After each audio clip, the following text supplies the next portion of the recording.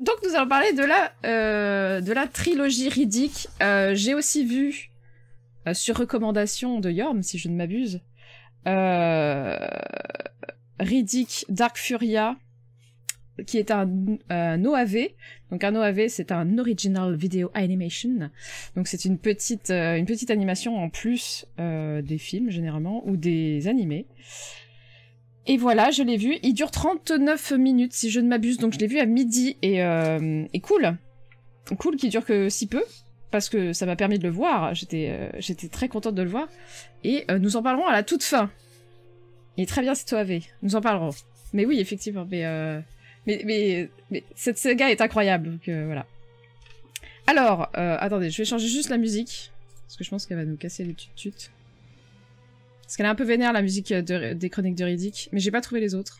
Donc voilà, désolé, on va repartir sur le jeu vidéo en plus.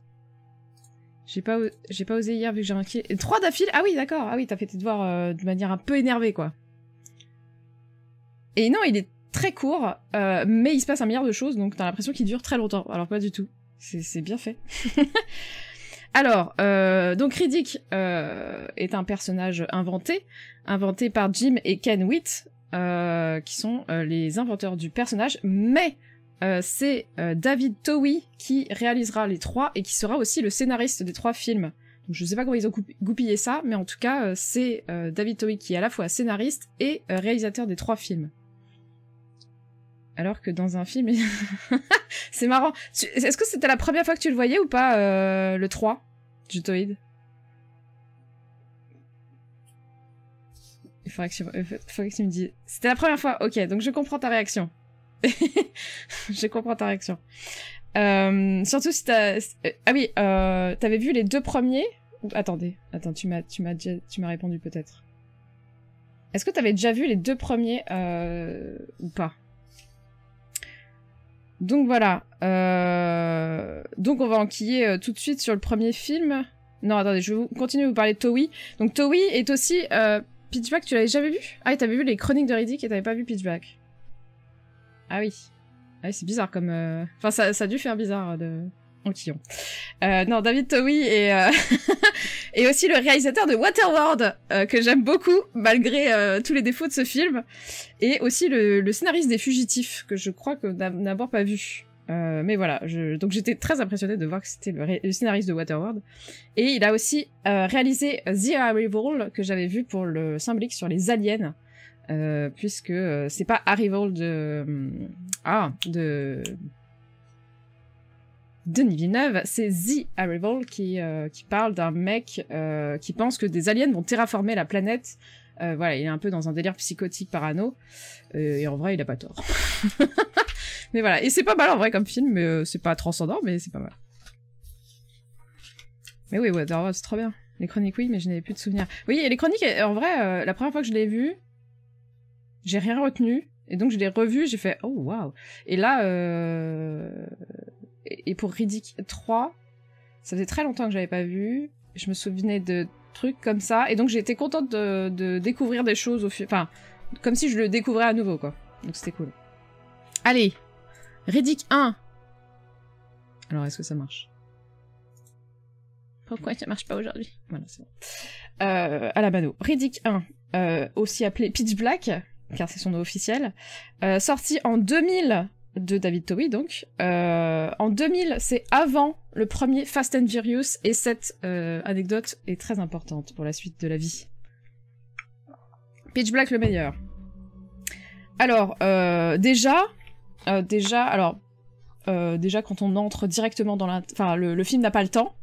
C'est badass tout de suite, quoi. Ce qui est vachement bien. En fait, j'ai trouvé que la scène d'exposition était vachement cool pour comprendre les personnages très très vite. Même si, la première fois que je l'ai vu, j'ai absolument rien compris de ce qui se passait. Donc, il y avait une information que j'avais absolument pas captée, qui est le fait que la pilote a quasiment décidé de tuer tout le monde pour se sauver les miches. Et ça, j'avais absolument pas capté. Donc la scène d'intro est vraiment badass, mais un poil hyper rapide, quoi. Donc c'est en les revisionnant un milliard de fois que j'ai fait « Ah !» Je comprends. Ok. Et donc c'est cool d'avoir une héroïne pas si clean que ça, parce que commencer un film d'action en mode Oui, bon, les passagers, ça va 5 minutes, on va tous les buter, c'est rare, donc c'est plutôt cool. On pourra noter aussi, et ça je l'avais déjà noté dans ma vidéo sur... Parce que j'ai fait une vidéo sur Riddick, mais je ne vous la conseille pas, car elle est très très vieille et très cringe. Donc je la conseille pas.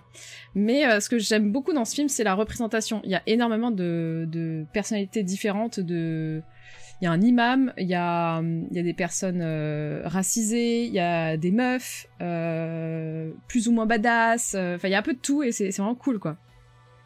L'univers de Riddick est froid. Oui, il est très froid. De toute façon, on verra les symboliques de Riddick à la fin, mais c'est pas... Non, il faut pas aller voir la vidéo, elle est très cringe, je l'ai revue, c'est une que je conseille pas. Et pourtant, il y a des vieilles que je conseille, mais celle-là, elle est vraiment très bizarre. Et il y a plein de représentations. Et là, je me suis demandé si c'était... Parce que ça peut pas être Vin Diesel, parce qu'il est pas connu. En fait, c'est le film qui a fait connaître Vin Diesel, et il n'est pas encore connu, et il n'a pas l'aura que les Fast and Furious ont. Donc, je ne sais pas si c'est lui qui a influencé le fait qu'il y ait plusieurs... Enfin, qu'il y ait des minorités, en fait, qu'il y ait énormément de minorités dans ce film, et ça me pose question. Voilà. Parce que il y a vraiment beaucoup de minorités.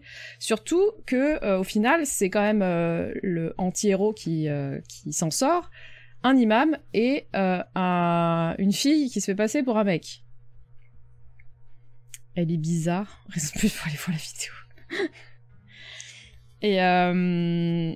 Qu'est-ce que je veux dire maintenant? Je suis perdue. Donc voilà, c'est quand même très étrange cette fin, sachant que la fin n'aurait pas dû être celle-là, mais ils l'ont changée pour la moula.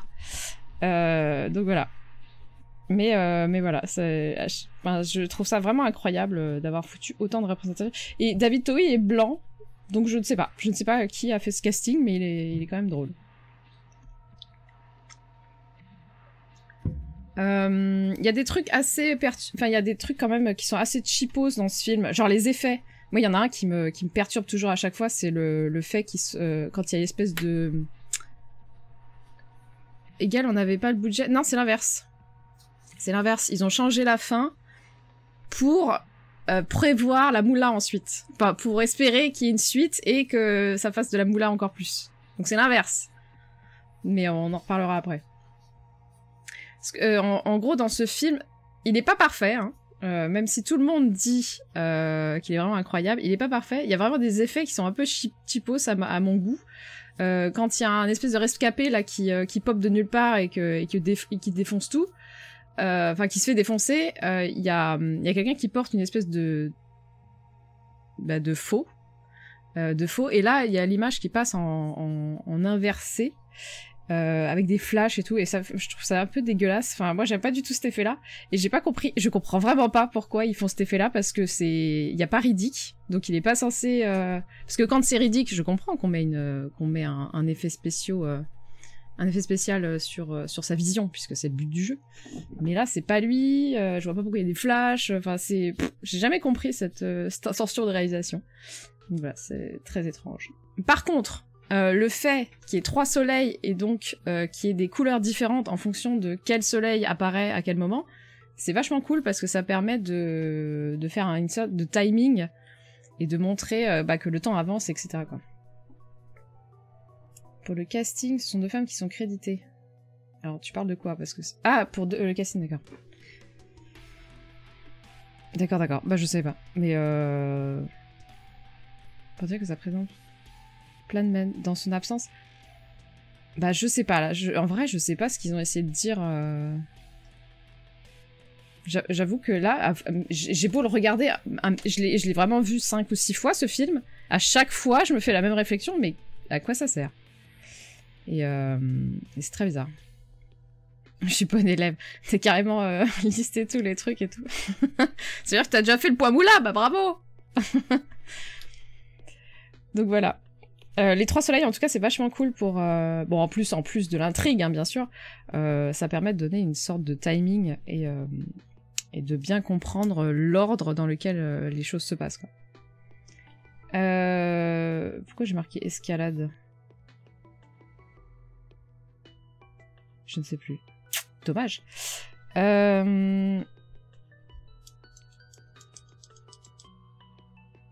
oui, les créatures... Enfin, toutes les créatures sont incroyables dans ces films.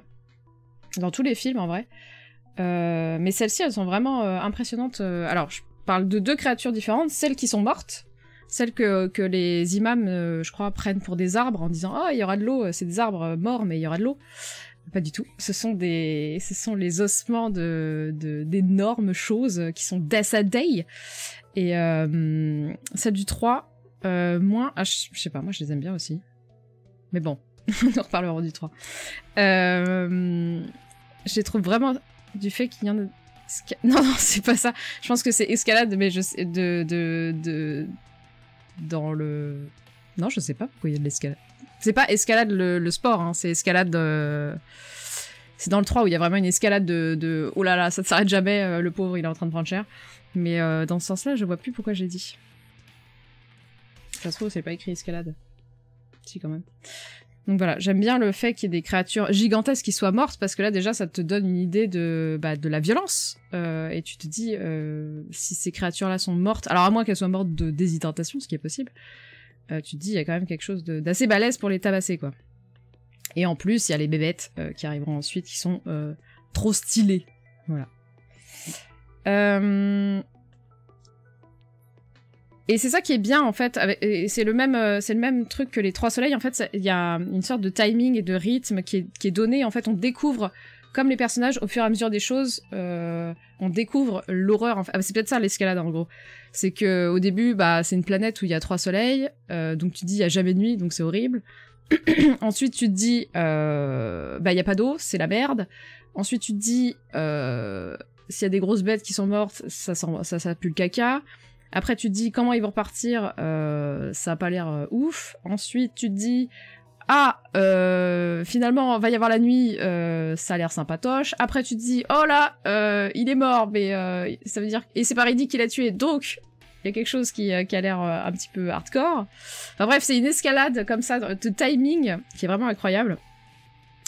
Et je crois que la partie dans la nuit n'est pas si longue que ça. J'ai pas checké, mais ça m'étonnerait pas qu'elle soit vraiment dans le tiers final. Et c'est ça qui est pas mal, quoi. Ça, c'est vraiment... C'est pour ça, en fait, que Enfin, l'écriture est pas mal, en vrai. Enfin, les 3 écritures, d'ailleurs. Les 3 films, en fait, ils sont assez bien écrits, j'ai trouvé. Et voilà. Bon, j'aime toujours autant Riddick. Moi, le personnage de Riddick est trop... Enfin, pour moi, est trop cool parce que j'adore les anti-héros. Et il est tellement en mode... Il nargue tout le monde tout le temps, en permanence. Il est en mode ah, lol, lol, lol, on va tous crever. C'est drôle. Voilà, ça me fait beaucoup rire à chaque fois. Et aussi, tous les personnages sont extrêmement bien écrits puisque personne n'est parfait en permanence. Même l'imam. L'imam n'est pas parfait.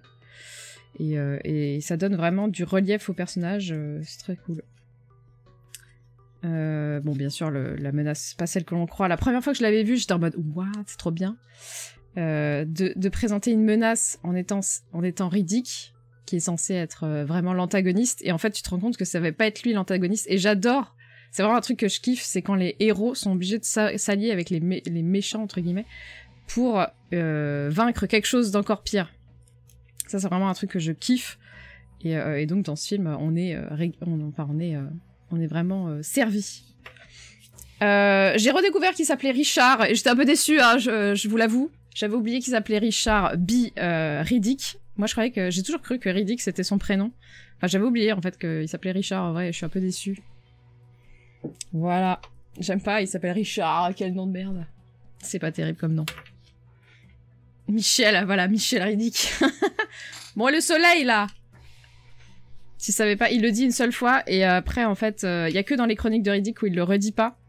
Mais dans Riddick, il le redit. Et ouais, il s'appelle Richard. Dur. Dur. Et bien sûr, la drogue dans l'œil. Ça, quel plaisir. Surtout quand t'as une phobie des trucs qui rentrent dans les yeux. Donc, à chaque fois, cette scène, je suis obligée de faire... Non, je ne peux pas voir. Mais bon, ça ajoute un petit... du piment. Et d'ailleurs, je vais embrayer sur les sur les anecdotes, la drogue dans l'œil, c'est l'acteur qui a proposé de faire ça. Qui a proposé de faire que son personnage se drogue directement dans l'œil, quoi. Ah, mais seringue plus œil, non, mais c'est dégueulasse, quoi. Non, mais c'est mort. Mais ça me dégoûte. Bref.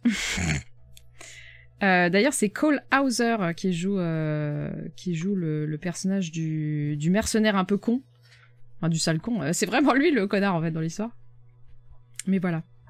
Alors, sachez qu'ils ont tourné dans un vrai désert et qu'il faisait que 10 degrés. En fait, t'as vraiment l'impression qu'il fait hyper chaud, mais pas du tout, il fait que 10 degrés. Et pour faire l'impression qu'il faisait vraiment chaud dans ce désert, ils ont utilisé la technique de l'eau.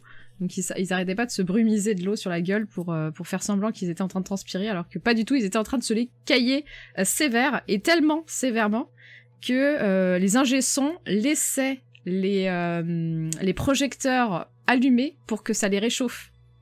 Donc vraiment tournage au top. Et d'ailleurs le désert c'est attendez, c'est Cobber Pedy en Australie.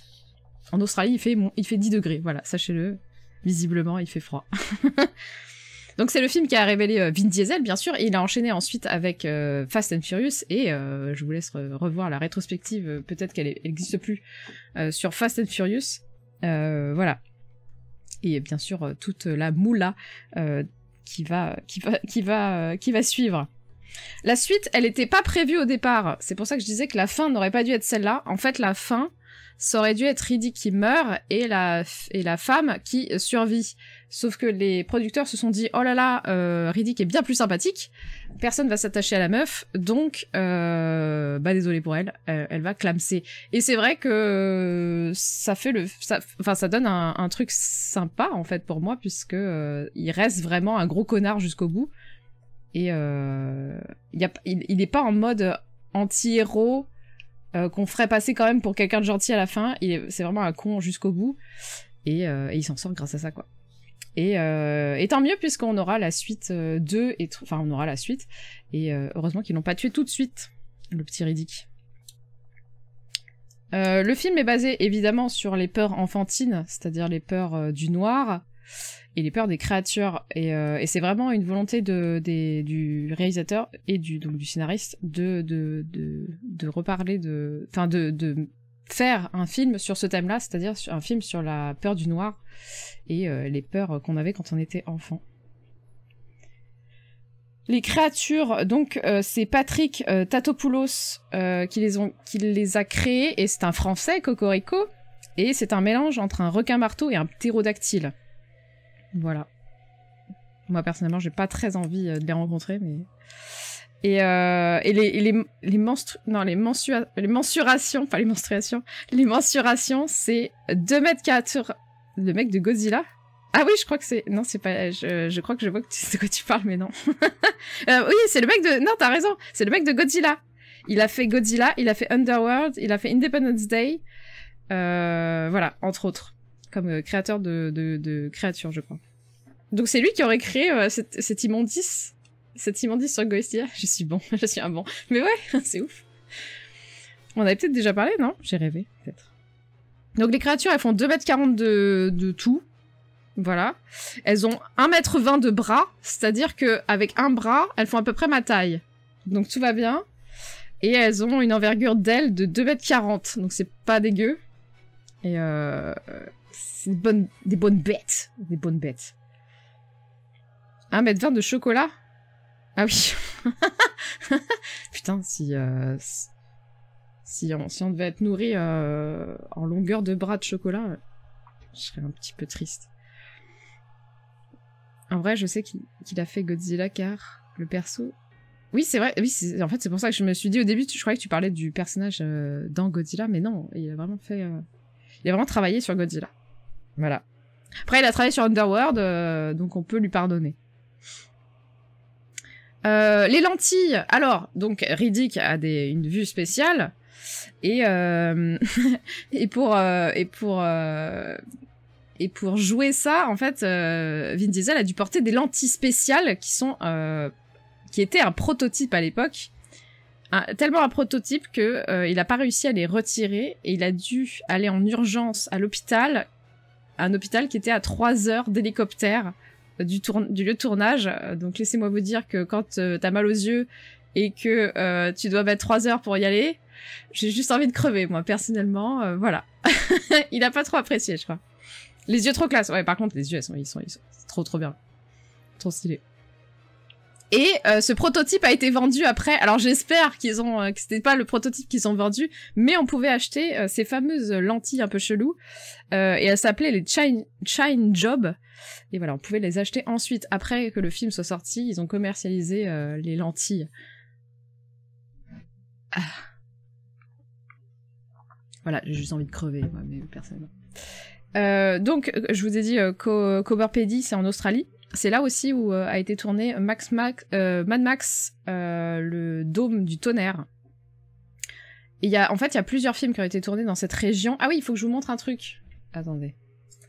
Parce que dans ce désert, dans la ville où ça a été tourné, ils ont laissé la navette de Riddick. Donc on peut visiter.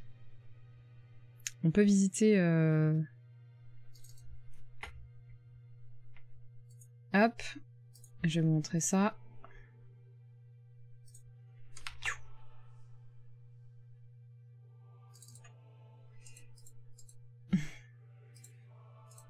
Hop, voilà. Et il est là. Vous ne voyez rien. Vous ne voyez rien car c'est tout petit. Pousse-toi. Voilà, attendez, hop, j'essaye de... Vous êtes où? Ah, voilà. C'est là. Voilà, ici, il y a le spaceship qu'on peut visiter. Alors, comment je peux vous montrer parce que là, je vois plus rien. Ah, voilà, les photos. Voilà, on peut visiter ça. On peut visiter, donc c'est la navette grandeur nature qui a été laissée par l'équipe de tournage après le film. Voilà, c'est stylé. Et c'est dans la ville de Cooperpedy. Voilà. C'est cool! Hop. C'est pour les lentilles. Coucou Germain. Il dit dans ce film quand il a eu ses yeux d'ailleurs. Eh ben non, il ment. Enfin, c'est pas qu'il ment, c'est qu'il est pas... En fait, c'est compliqué. En gros, la vraie histoire de ses yeux, enfin, de ce que le lore essaye de nous dire, en gros, il pense avoir subi une opération en prison et qu'il aurait eu ses yeux comme ça. Alors que pas du tout, en fait, c'est le mec qui s'occupe de lui en prison qui, en fait, déclenche cette capacité que les Furians ont, enfin les Furians ont naturellement, et en fait, ils l'avaient pas avant, mais en fait, cette capacité se déclenche grâce à ce mec, mais il lui a rien fait de spécial. Donc il n'a pas obtenu ses yeux après une opération, mais après quelque chose qui a été déclenché. Et c'est dans le lore. C'est dans le jeu. Bah je sais pas, moi j'ai lu autre chose. Tu as essayé dans la prison?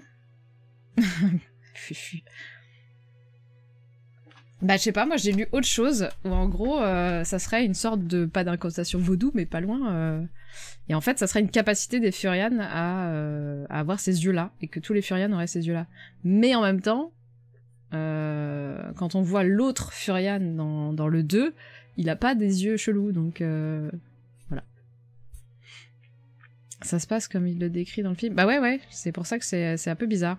Mais après, si c'est du point de vue de Riddick... Est-ce que ça serait pas... Parce qu'il est à moitié endormi... Parce qu'il est à moitié endormi à ce moment-là, donc peut-être que... je sais pas. Bah, peut-être qu'ils se sont pas mis d'accord, peut-être qu'ils ont sorti le jeu à un moment, et qu'après ils ont changé de version après, je sais pas. Furia... Oui, voilà, ils disent qu'il y a d'autres personnes avec ses yeux, donc... En vrai, moi je serais plus hypée par le fait que c'est la race des Furia qui a... des Furian qui a ces yeux-là, ça serait très stylé que... Parce que comme ce sont des êtres faits pour la mort, ça serait trop stylé qu'ils soient nyctalopes, quoi. Ce n'est pas une insulte. Il y a le fils de Toei qui est dans le film, c'est un des passagers. C'est un des passagers, voilà. Et il décède très vite. Ah oui, le film, donc est un très petit budget, il est sorti vraiment, personne n'aurait dû en entendre parler, et pourtant il a eu un gros succès, un succès même improbable, il s'y attendait pas du tout, donc c'est cool. Donc c'est un peu un film success story. La scène où il se disloque l'épaule quand il est emprisonné et qu'il doit passer ses mains au-dessus, Vin Diesel le fait vraiment. Il se disloque vraiment l'épaule pour la scène. Voilà. Je sais pas faire, donc voilà, mais... Et j'ai pas tout compris, mais en gros, le crew devait lui tenir les mains en arrière avec des liens pour qu'il puisse faire le mouvement devant la caméra. J'ai pas tout compris, mais en gros, il le fait vraiment, mais voilà. Et après, il y a des angles de caméra qui modifient pour qu'on puisse comprendre, voilà. Tournage badass, ouais. J'aurais pu la scène de la même manière. Ma petite... Après, ça va mieux, je crois. Je crois qu'il n'y a pas de mort, il n'y a pas d'autres blessés, voilà. À part les yeux, je crois que c'est tout. Il n'y a pas de... C'est bon. Pour une fois, c'est un tournage plutôt... Enfin, c'est des tournages plutôt tranquilles par rapport à les Fast and Furious. Donc le vaisseau existe toujours, je viens de vous montrer. Alors, j'ai pas compris, mais Vin Diesel aurait été claustrophobe dans une de ces scènes. Alors, c'est peut-être la scène où il est enfermé dans une espèce de petit caisson.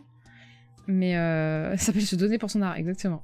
Ah mais il se donne... Enfin, les cascadeurs et tout ça se donnent vachement pour leur art. Donc voilà, il a eu une vague de claustrophobie et il a dû arrêter le tournage pour se calmer. Et ça se trouve, c'est dans l'espèce de truc au tout début, là, quand ils sont dans une espèce de petite prison. Alors peut-être que tu l'as, toi. Enfin, la personne... Je sais plus qui a dit qu'il l'avait vu en version... C'est Yorm, peut-être. Visiblement... Ah non, c'est peut-être une version qu'on n'aura jamais... Mais en gros, il y avait une version, alors soit du script, soit tournée pour de vrai, qui donnait une explication de l'écosystème. Parce qu'en fait, je me suis toujours posé cette question, mais comment les bestioles... Ok. Comment font les bestioles pour se nourrir s'il n'y a plus personne à manger sur la planète, vu qu'elles ont déjà tout bouffé pendant les nuits, là? Parce que les nuits, elles durent... la nuit, elle a l'air de durer un bon moment, genre plusieurs mois, genre plusieurs années, parce que quand elles tournent le truc, on voit bien que les planètes sont alignées, et elles restent alignées pendant très longtemps. Donc, je me dis, mais comment les bébêtes, elles font pour se reproduire, pour manger, voilà. C'est quoi une reproduction supérieure? Parce que je me dis, alors, l'explication que je m'étais dit avec ma sœur quand je l'avais vue en janvier, quand on lui avait montré avec mon beau-frère, c'est que elle pullulait vraiment beaucoup et elle se mangeait. Elle mangeait, en fait, elle mangeait moins vite qu'elle se reproduisait. Voilà, c'était la seule explication que j'avais pour le fait qu'elle soit toujours en vie et qu'elle soit toujours là. Et aussi nombreuse, d'ailleurs. Mais j'ai pas d'autre explication. Et on devait avoir cette explication, mais finalement, ils l'ont virée. Donc c'est triste. Autre petit détail... Ouais, voilà. Ah, d'accord, c'est ça. On a la même explication. Plus d'analytique que consommation, c'est triste. Riddick aurait dû être une meuf au départ. Voilà. Mais je sais pas si ça aurait... On verra que dans le 3, moi, mais j'aime toujours pas les meufs badass, donc... Enfin, ce qu'on appelle les meufs badass. Mais Riddick en meuf, je sais pas si ça l'aurait fait, mais peut-être. Alors, un lore qu'on n'a pas du tout... Ou peut-être qu'ils le disent, mais j'ai toujours pas capté qu'ils le disaient. En fait, Riddick, à la base, est un ranger. Donc, en fait, il est plutôt dans la légalité au début. Il a un travail, il est à la sécurité d'une espèce d'entreprise, je crois. Et en fait, il se rebelle parce que cette entreprise commence à demande à son service de sécurité de tabasser les employés pour les faire travailler. Et lui, ça lui plaît pas trop, donc il est en rébellion, il casse la gueule de tout le monde, et c'est là où il va en prison pour la première fois, voilà. Voilà, ça donne la fille dans le 2, c'est ce que je me suis dit en vrai. Quand j'ai lu Riddick était une meuf au début, je me suis dit, ils ont dû ils ont pris leur idée pour la mettre dans le 2. Et en faire Kira, quoi. Donc voilà, en fait, Riddick, c'est pas il aurait pu être très gentil. Son origin story, bah c'est un mec, il est Furian, sauf que sa planète a disparu et après là il y a un blanc. Là je sais pas t'expliquer comment il sort de sa planète, si enfin pourquoi il est pas tué avec les autres, pourquoi c'est lui qui survit tout seul. Et après, bah, il a dû faire sa vie, trouver un métier, et après, à partir d'un moment, il est entré en rébellion, et il est allé en prison, et là, c'est le bordel. C'est un mec, il est furieux, sa planète s'est driftée, il est furieux. Après, c'est pas clair, mais c'est pas grave. Moi, je préfère un film qui t'explique pas tout, qu'un film qui te donne une bio... Il était parti pour des vacances, voilà. Ils l'ont emmené en colo. Ses parents l'ont mis en colo. En colo de vrai mascu. et voilà, c'est bon. Fast and Furious. C'est validé. Ah oui. Fast and Furious. Voilà, il était en colo bagnole. Il a fait 2-3 drifts. Oui. Et voilà. Alors là, j'ai pas compris. Alors, soit Toei a travaillé pour Alien 3, soit, j'ai pas compris, mais visiblement, des idées qui étaient prévues à la base pour Alien 3, c'est-à-dire la prison dans l'espace, ont été récupérées pour être mis dans le deuxième film. Voilà. Mais pour moi, dans ma tête, le Alien... Alors attendez, parce que je les ai vus, les aliens, mais je mélange un peu des fois. C'est dans le 3 ou dans le 4 où il y a une espèce de camp de gens... Non, c'est dans le 3. Il y a un camp avec que des mecs un peu chums, là, qui sont tous enfermés dans un endroit. Pour moi, c'est le 3. C'est bien pour ça que je déteste autant Prometheus, Alien Covenant, c'est temps d'expliquer des trucs. Je n'ai pas une haine des Aliens Prometheus et Covenant. Je les aime beaucoup, en vrai. Enfin, je sais pas, moi, je passe du bon temps devant, mais en vrai... Peut-être parce que je m'en fiche du lore de Alien, parce que j'y comprends rien, en fait. Donc, Ah, le 3, c'est la prison, d'accord. Non, c'est pas du tout Giger, pour le 2. Je vais vous donner tous les artistes Je vais vous donner tous les artistes pour le 2, mais c'est pas du tout Giger, pour une fois. Le 3, la prison, ok. Bah, j'aime beaucoup le 3 et j'aime beaucoup le 4. Mais moi, je suis très bizarre avec les aliens, donc un jour, on fera la rétrospective des 5. Mais peut-être que si je vois les... Parce que j'ai fait 1, 2, 3, 4 un jour, parce qu'en fait j'avais vu que le 1, j'avais jamais vu le 2, 3 et 4, et donc je me suis dit bah autant faire les 4 d'un coup, mais j'ai pas poursuivi avec 5 et 6 en gros, mais moi j'aime bien... Je me souviens pas de la créature forcément, si c'est l'espèce de créature demi-humaine là, celle qui est blanche, moi j'aime bien, je trouve ça hyper stylé. Mais en fait, dans les aliens, je ne voue pas du tout un culte au premier. Il est bien, mais j'ai adoré le 3 et j'ai adoré le 4. Je déteste le 2 par contre. Et tout le monde adore le 2 après le 1, mais voilà. Il faut voir les films de manière impulsive. Quoi? J'ai pas compris. J'ai pas compris. Mais Prometheus et Covenant en vrai, mais c'est peut-être parce que j'ai aucun... comment on appelle ça, je ne suis pas une fangirl totale de Alien. Et voilà. Le bébé. J'aime bien le premier, hein, mais c'est comme... En fait, c'est comme tous les classiques. Et en fait, ils sont tellement ancrés dans leur temps que moi, ça me touche pas plus que ça. En fait, c'est des bons films, mais j'ai pas toute la hype. En fait, j'ai pas la hype. C'est pareil hein, pour Star Wars 1, 2, 3, 4, 5, 6. C'est pareil pour Blade Runner. C'est pareil, j'avais un titre en tête et puis j'ai oublié, mais voilà. Faut se dire que ça... Mais je sais pas. Moi, ça me dérange pas, en vrai, que ça soit des aliens. Je vois pas... En fait, j'arrive pas à comprendre ce qui va pas... ce que vous leur reprochez. Mais peut-être qu'il faudrait que je fasse les 6 films d'un coup pour comprendre ce qui va pas. Surtout que dans tous les autres films, je me souviens pas qu'il y ait beaucoup de lore, donc pourquoi on s'énerve? Je ne sais pas. Voilà. Attendez, quoi? Ah oui!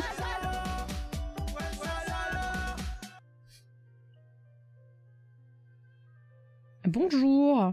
Désolée, je suis obligée de traduire vos pseudos dans ma tête pour savoir si c'est un troll ou pas. C'est terrible. Je pense que quand un film est bon, peu importe si c'était dans le contexte... Bah oui, mais j'aime bien... En fait, je les trouve bien, mais j'ai pas toute la hype. En fait, non, je pense que c'est pas... Pour moi, je suis pas d'accord. Un film peut être très bon, mais si t'as pas l'époque... Mais j'ai regardé la vidéo du Nexus et je ne comprends pas. Alors, peut-être que je suis pas d'accord, en fait, avec tout ça. Mais pour moi, par exemple, Blade Runner, si t'as pas l'époque... Je sais pas un truc. Au UK? Ah oui, d'accord. Bah, bienvenue. En gros, Blade Runner, ça a une époque quand même, parce que c'est très vieux. Enfin, l'esthétique est très vieille, donc si elle te parle pas, même si le film est bon, moi perso, je vais pas être... j'ai pas la hype. C'est vraiment une question de hype pour moi, c'est pas une question de aimer ou pas un film. Enfin, je trouve le film bon, mais je le mettrais pas au panthéon, quoi. C'est ça que j'essaie de dire. Mais ils sont bons. Je prends toujours un plaisir quand je suis devant, hein. Mais j'ai pas le truc, quoi. Dans les films qui les ont vus au moment de leur sortie. Bah non, bah ceux qui sont... Non, parce que regarde, je pense pas que... Non, Nexus, il est pas si vieux. Donc, il les a pas vus à leur sortie, surtout que Alien, si je dis pas de bêtises, je vais peut-être dire une bêtise. Attends, je vais vérifier.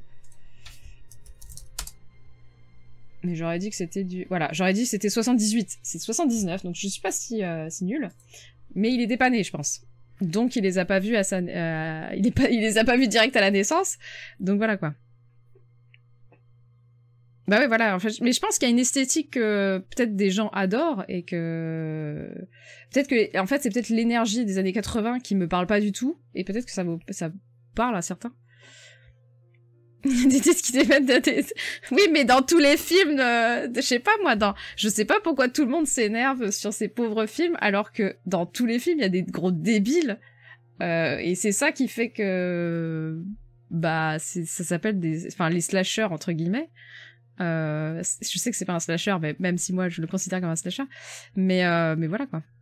Ça saoule à la fin, bah ouais. Mais il y a beaucoup de films qui font ça. Après, dans ce cas-là, oui, effectivement, ça c'est un mauvais film parce que c'est feignant, quoi. Et ça, je suis d'accord. Mais je sais pas, mais peut-être que, voilà. Ils arrivent après. Oui, c'est sûr. Ah oui, c'est sûr, ils arrivent après. C'est sûr qu'en fait, si on les compare par rapport au premier... Mais en fait, après, je comprends pourquoi c'est pas bon, parce qu'en fait, ça montre combien le cinéma est vraiment, et commence vraiment à se reposer sur ses acquis. C'est-à-dire que on fait des films, des remakes, de reboots, juste parce que ça a marché, juste parce qu'on sait que les gens vont venir, parce qu'il y a écrit Alien sur l'affiche, et qu'il y aura des aliens, mais l'écriture est devenue feignasse, et il y a plus rien de nouveau, et comme tu dis, il y a des gens qui mettent leur tête dans les œufs d'aliens, et t'as le mec qui est censé être trop fort et qui fait n'importe quoi. Donc oui, je comprends que là, ça vous énerve. Et là, je suis d'accord. Là, nous sommes d'accord. Il y a aussi un gros blaireau qui met sa tête dans un œuf. Il y a vraiment... À chaque génération, son gros blaireau qui met une tête dans un œuf. Bravo les veaux. Voilà, c'est ça, en fait. Je pense que maintenant, on a tellement une culture... on a tellement vu de films qu'on est habitué à tous ces ressorts. Donc si nous les sort, on est fatigué, quoi. Et c'est ce qui s'appelle un cliché, en vrai. Donc, et c'est feignant de faire des clichés. Alors qu'il y en ait un ou deux, bon bah ça arrive. Genre attendez, est-ce que j'essaie de réfléchir à Pitch Black, est-ce qu'il y a un cliché? Il y en a sûrement très beaucoup. En fait tout est cliché dans Pitch Black, mais c'est une question de dosage, quoi. C'est ça et c'est peut-être ça qui va faire que le 3 est très peu aimé en fait dans les Riddick, parce que il est plus récent. Et donc peut-être qu'on est contre ces clichés là, alors que je sais pas en fait ce qui a changé en vrai. Bâtonniste. Ouais, non mais j'en peux plus en fait des reboots de suite. Et c'est pour ça qu'en fait je refuse d'appeler Jumanji 2 un Jumanji, parce que t'aurais appelé ça différemment, t'aurais fait la même histoire. Franchement, moi coucou Ferus. Franchement, moi en fait j'aurais adhéré Mais je ne peux pas me dire c'est un Jumanji, ça me dégoûte en fait. Enfin, c'est pour ça. Enfin, les 3 à jouer sur mon non, en fait, nous serons d'accord, parce que moi aussi, j'ai détesté le... Enfin, c'est pas que j'ai détesté, c'est que j'ai pas aimé le 3 quand je l'ai vu la première fois, et maintenant, quand je le revois, j'ai un autre avis. Tu aurais fait le même film avec un autre nom, ça aurait marché pareil. Oui, puisqu'en plus, il y avait The Rock, il y avait... il y a Jack Black, il y a le mec, j'ai oublié son prénom, et une meuf qui est peut-être connue, mais je la connais pas trop. Franchement... Pour les fans de The Rock, que ça s'appelle Jumanji ou je sais pas, le jeu qui transforme des clichés en autres clichés, ça aurait fait venir du monde. Donc, je sais pas, j'ai pas compris pourquoi il fallait appeler ça Jumanji alors que ça n'avait pas besoin de l'être. Ça n'avait pas besoin d'être un Jumanji pour fonctionner en fait. Donc non mais nous sommes d'accord sur les reboots de reboot, j'en peux plus moi non plus.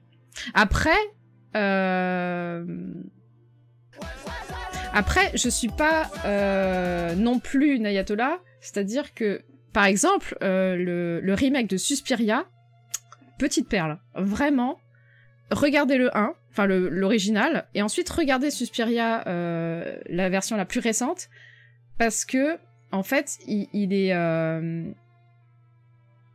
prend des tout petits détails, genre l'école, le nom des persos, et ensuite il en fait totalement autre chose, et c'est vraiment incroyable. Et bienvenue, Nemetosias. Bienvenue. Le premier vieux parrain, il est marrant. Ah oui, je connais pas du tout. Je suis pas très parrain, hein. Mais c'est parce que je suis pas une cinéphile. J'ai vu le parrain 1 et je me suis arrêtée là parce que... Je sais pas, ça m'intéresse pas trop, en vrai. J'ai bien aimé la tête du cheval, mais c'est tout. Mais oui, mais voilà. En fait, il y a des remakes qui sont vraiment très très bien. Parce qu'ils font quelque chose d'autre avec le matériau de base.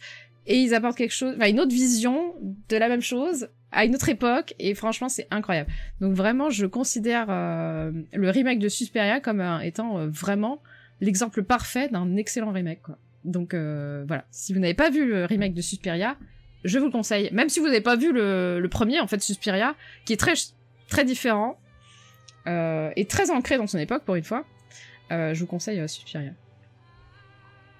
Après, il faut aimer les films d'horreur. Repartons un petit peu sur Eddick. Alors, à la base, Pitch Black aurait dû s'appeler Nightfall, ça aurait dû être donc une femme. Qu'est-ce que j'ai écrit?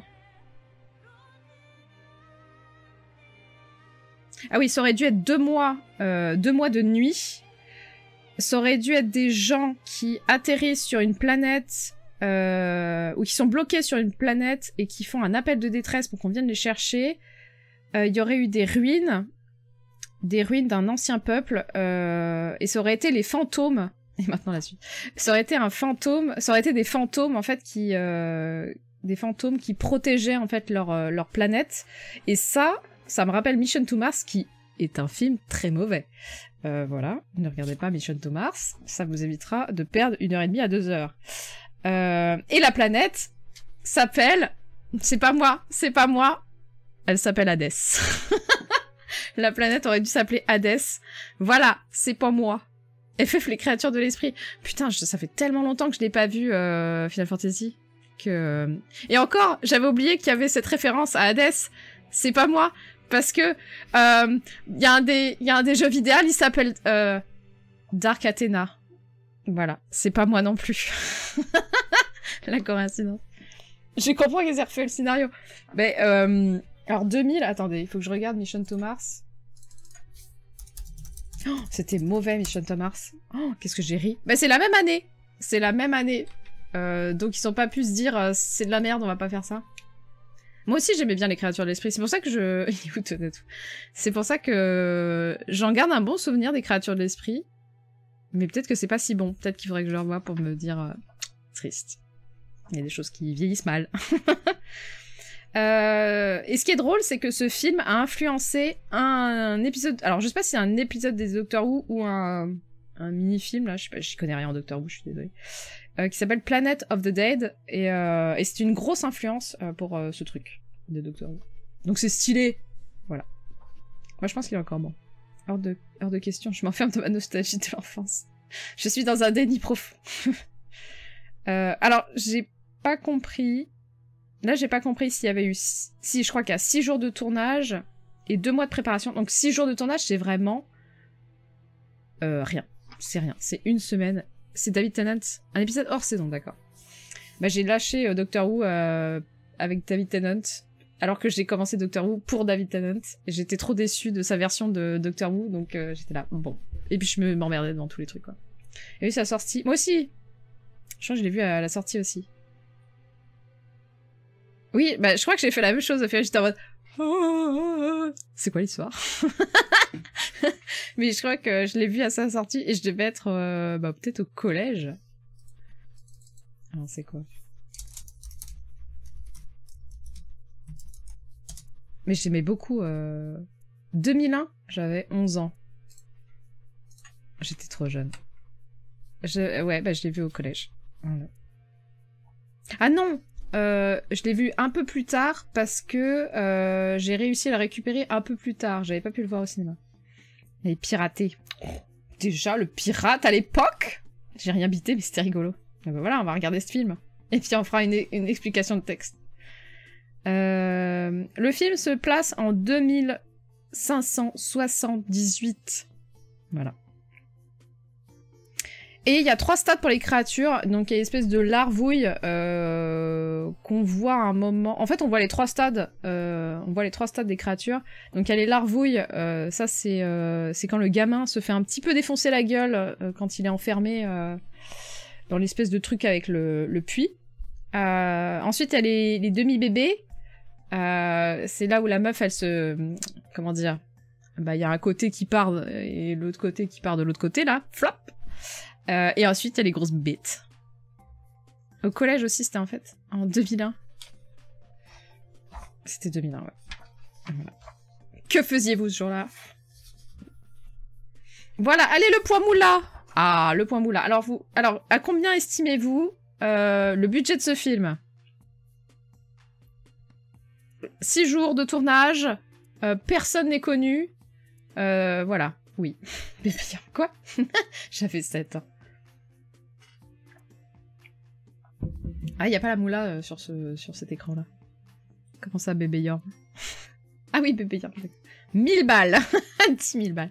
40 millions, c'est moins. 500 millions... 500 000, c'est beaucoup. C'est énorme. Non, c'est beaucoup moins. 22 millions, allez, je te le donne, Yorm.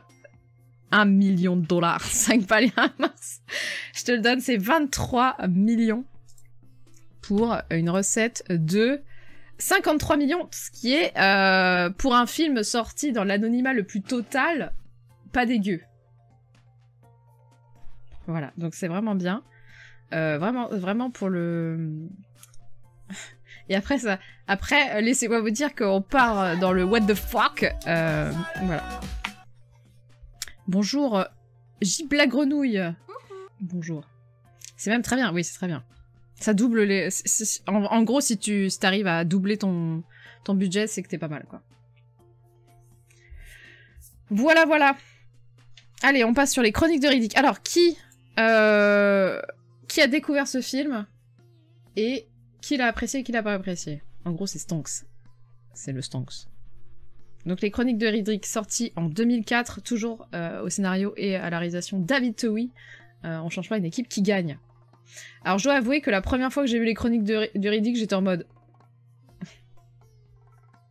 Qu'est-ce qui se passe? Il est trop bien. Pas découvert, mais apprécié le fait d'avoir mis du lourd. Je l'ai vu en premier. Ah ouais, t'as commencé par celui-là? Ah ouais, c'est très bizarre de commencer par celui-là, je trouve, mais... Parce qu'après, tu dois te dire, mais qu'est-ce qui s'est passé? mais ouais, c'est... Et c'est une vraie volonté d'avoir fait ça. D'avoir changé totalement le registre. Justement, on en parlait, donc des remakes, des reboots et des suites. Ils voulaient pas. Ils voulaient surtout pas faire une suite qui ressemblait au premier. Donc ils se sont dit, on va partir complètement à l'ouest et on va en faire un actionneur. Un film d'action et un film d'action en Peggy, enfin pas Peggy mais P13 pour que les jeunes puissent le voir. Non, c'est suffit de Jules Tweed. C'est la reine du bouclier. pour que tout le monde puisse le voir. Donc vraiment, un film d'action, tout public, pas comme le 1, je crois que le 1 est quand même réservé aux plus de 16 ans. Enfin voilà. Cool. Et alors là, donc je l'ai revu récemment, je l'ai assez peu vu celui-là, je crois que je l'ai vu 2 fois, voire 3 fois, mais pas plus. Moi j'aime bien, tout en ça, quand même un peu nul. Bah voilà, c'est un peu en fait au départ, quand je l'ai vu la première fois, je me suis fait mais c'est quoi ce truc? C'est nul. Enfin, moi je veux du Riddick, pas... C'est Mickey quoi, c'est Disney, j'ai cru que c'est... Enfin, j'ai pas compris ce qui s'était passé. Et en fait, quand je l'ai revu là à nouveau, je me suis dit putain, l'univers est incroyable en fait. Enfin, ils ont réussi à faire complètement ce qu'ils voulaient, enfin ce qu'ils avaient prévu, c'est-à-dire faire complètement différemment. J'ai même trouvé que ça avait une sorte de petite référence à Mad Max. Je sais plus pourquoi j'ai dit ça, mais j'ai trouvé qu'il y avait quand même une influence Mad Max à l'intérieur. Il y a toujours autant de détails. Ah oui, je vous ai pas dit pour le 1, mais il y a des détails qui sont improbables, genre dans le 3 on le voit aussi. Oui, c'est dans celui-là où en fait il y a l'espèce de navette des mercenaires là, il y a quelqu'un qui ils ouvrent leur fenêtre, ça dure vraiment 5 secondes, enfin même pas 2 secondes, mais c'est un détail vraiment incroyable. Donc ils ouvrent leur fenêtre pour voir quelque chose quand ils conduisent, il y en a un qui tabasse une fenêtre parce qu'elle veut pas s'ouvrir. Et c'est incroyable, j'ai trouvé pour le... Enfin j'adore les petits détails comme ça qui montrent que l'univers en fait est complètement vieux, que les gens vivent dedans, c'est sale, ça marche pas, c'est des ruines les trucs, et...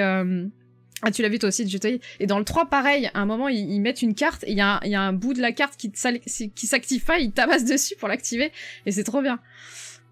C'est un peu qui va être kitsch. Oui, voilà, c'est ça. Ça aurait pu être kitsch, mais ça passe. Ça passe encore, tu vois.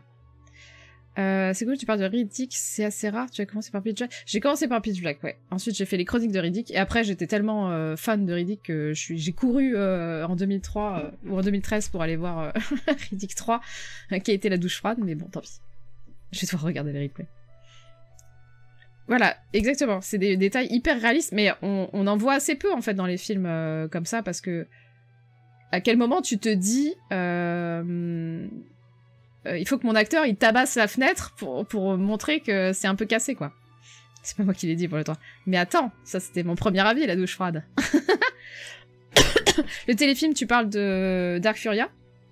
Le téléfilm d'animation? Ou pas? Je crois qu'il n'y a pas d'autre chose. Donc voilà, en fait, il y a plein de petits détails comme ça. J'en ai plus en tête là, mais c'est toujours incroyable, quoi. Et tout est travaillé, je vous donnerai les artistes vraiment qui ont été pris pour faire les décors, les casques, les trucs, mais tout est réfléchi en fait, même si on pourrait croire que c'est kitsch, en fait ça apporte quelque chose en fait à l'univers. C'était un téléfilm au départ? Ah ouais, moi j'ai toujours cru que c'était un film. Bah oui, on a parlé de Pitch Black juste avant, ouais. L'accessoiriste, il a dû avoir peur quand même parce qu'il faut pas taper... nique la fenêtre. Après, si tu fais des vaisseaux en mousse, je change de métier. En même temps, maintenant, ils sont tellement en train de rogner sur toutes les dépenses que maintenant ils font des vaisseaux en mousse. Ça se voit d'ailleurs. Dans les Avengers, on voit que c'est des piliers en mousse. Des fois, t'es là, Enfin, maintenant, je vois les effets spéciaux, ça me dégoûte, donc bon. Triste. Alors, j'ai noté un symbolique, mais on en parlera peut-être plus tard. On va parler des symboliques plus tard. Et coucou Acro, comment ça va? Le 2, il y a eu un téléfilm et un remake pour le cinéma. Les deux? Ah, il y a eu un téléfilm. Ah non, alors je connais pas du tout le téléfilm. Ah bah non, je connais pas le téléfilm. Non, je savais même pas que ça existait. Alors évidemment, j'ai noté... Alors moi, il y a le couple Karl Urban et Tandy Newton. J'adore ces deux acteurs. Ils sont tellement charismatiques et tellement cool. Je suis toujours contente de les voir.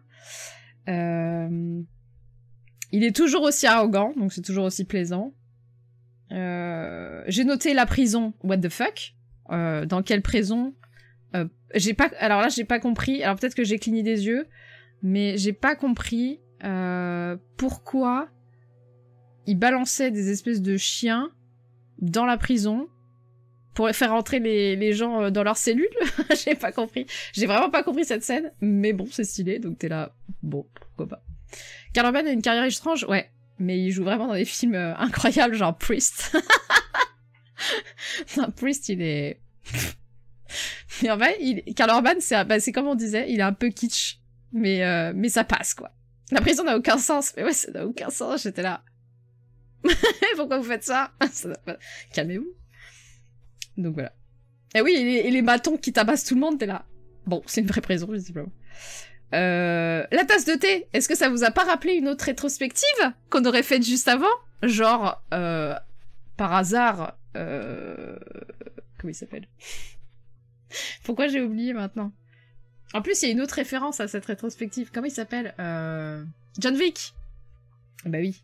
La tasse de thé, ça m'a rappelé trop le truc du stylo. Et, bien sûr, dans Riddick 3, on a encore une référence improbable. Enfin, c'est pas du tout une référence, mais ça me fait rire de voir que les rétrospectives se parlent. Jean Lefaible. Enfin là, dans Jean Lefaible, dans le 3 aussi, il y a une référence, entre guillemets, à Jean Lefaible. Et j'ai écrit quoi? Ah oui, la mort du Furian, elle est incroyable. Le mec, il se dessape, et il y va, quoi. Comme un prince, il va aller se cramer la gueule, et en plus, il faiblit pas, quoi. Il est là, c'est un vrai Furien, quoi. Donc voilà, c'est vraiment des mascus plus, mais bon, tant pis. Hein. Voilou. Alors ça, c'était tout ce que j'ai noté de mon... En fait, j'ai pas grand-chose à dire sur les chroniques de Riddick parce que c'est très étrange comme film en vrai. Mais je sais pas, j'aime bien en fait. Donc ça passe. Ça passe. Donc Vin Diesel a quand même refusé de jouer donc dans Fast and Furious 2. Ça, je vous l'avais dit. Et dans XXX 2, heureusement, XXX c'est vraiment de la merde. Donc il a refusé donc de jouer dans ces deux films pour pouvoir faire celui-là. Masculande. C'est vrai que c'est masculin. Même les meufs, elles sont en mode ah. Donc il a refusé la moula pour tourner dans ce film. Karl Urban, quand il a été engagé pour le rôle, ouais, il adore Riddick, ouais. Bah justement, quand il a rencontré Karl Urban pour la première fois pour le rôle, il lui a parlé 5 heures d'affilée du film, de Riddick, du personnage de Karl Urban, de comment il devait se jouer et tout. Et en fait, il kiffe tellement Riddick qu'il relit, pendant que David Towie écrit, il relit les passages de Riddick et il lui dit « ça, c'est ok, il pourrait agir comme ça » ou « ça, non, ça va pas, c'est pas lui ». Dans le 3, il fera réécrire une scène justement parce qu'il aurait dû tuer quelqu'un de manière totalement random, mais il lui dit non, c'est pas Riddick, il faut que tu changes ça. Donc il est vraiment très impliqué dans Riddick, et on verra pour le 3, c'est encore pire. C'est même un peu triste en vrai. Donc voilà, il est très impliqué.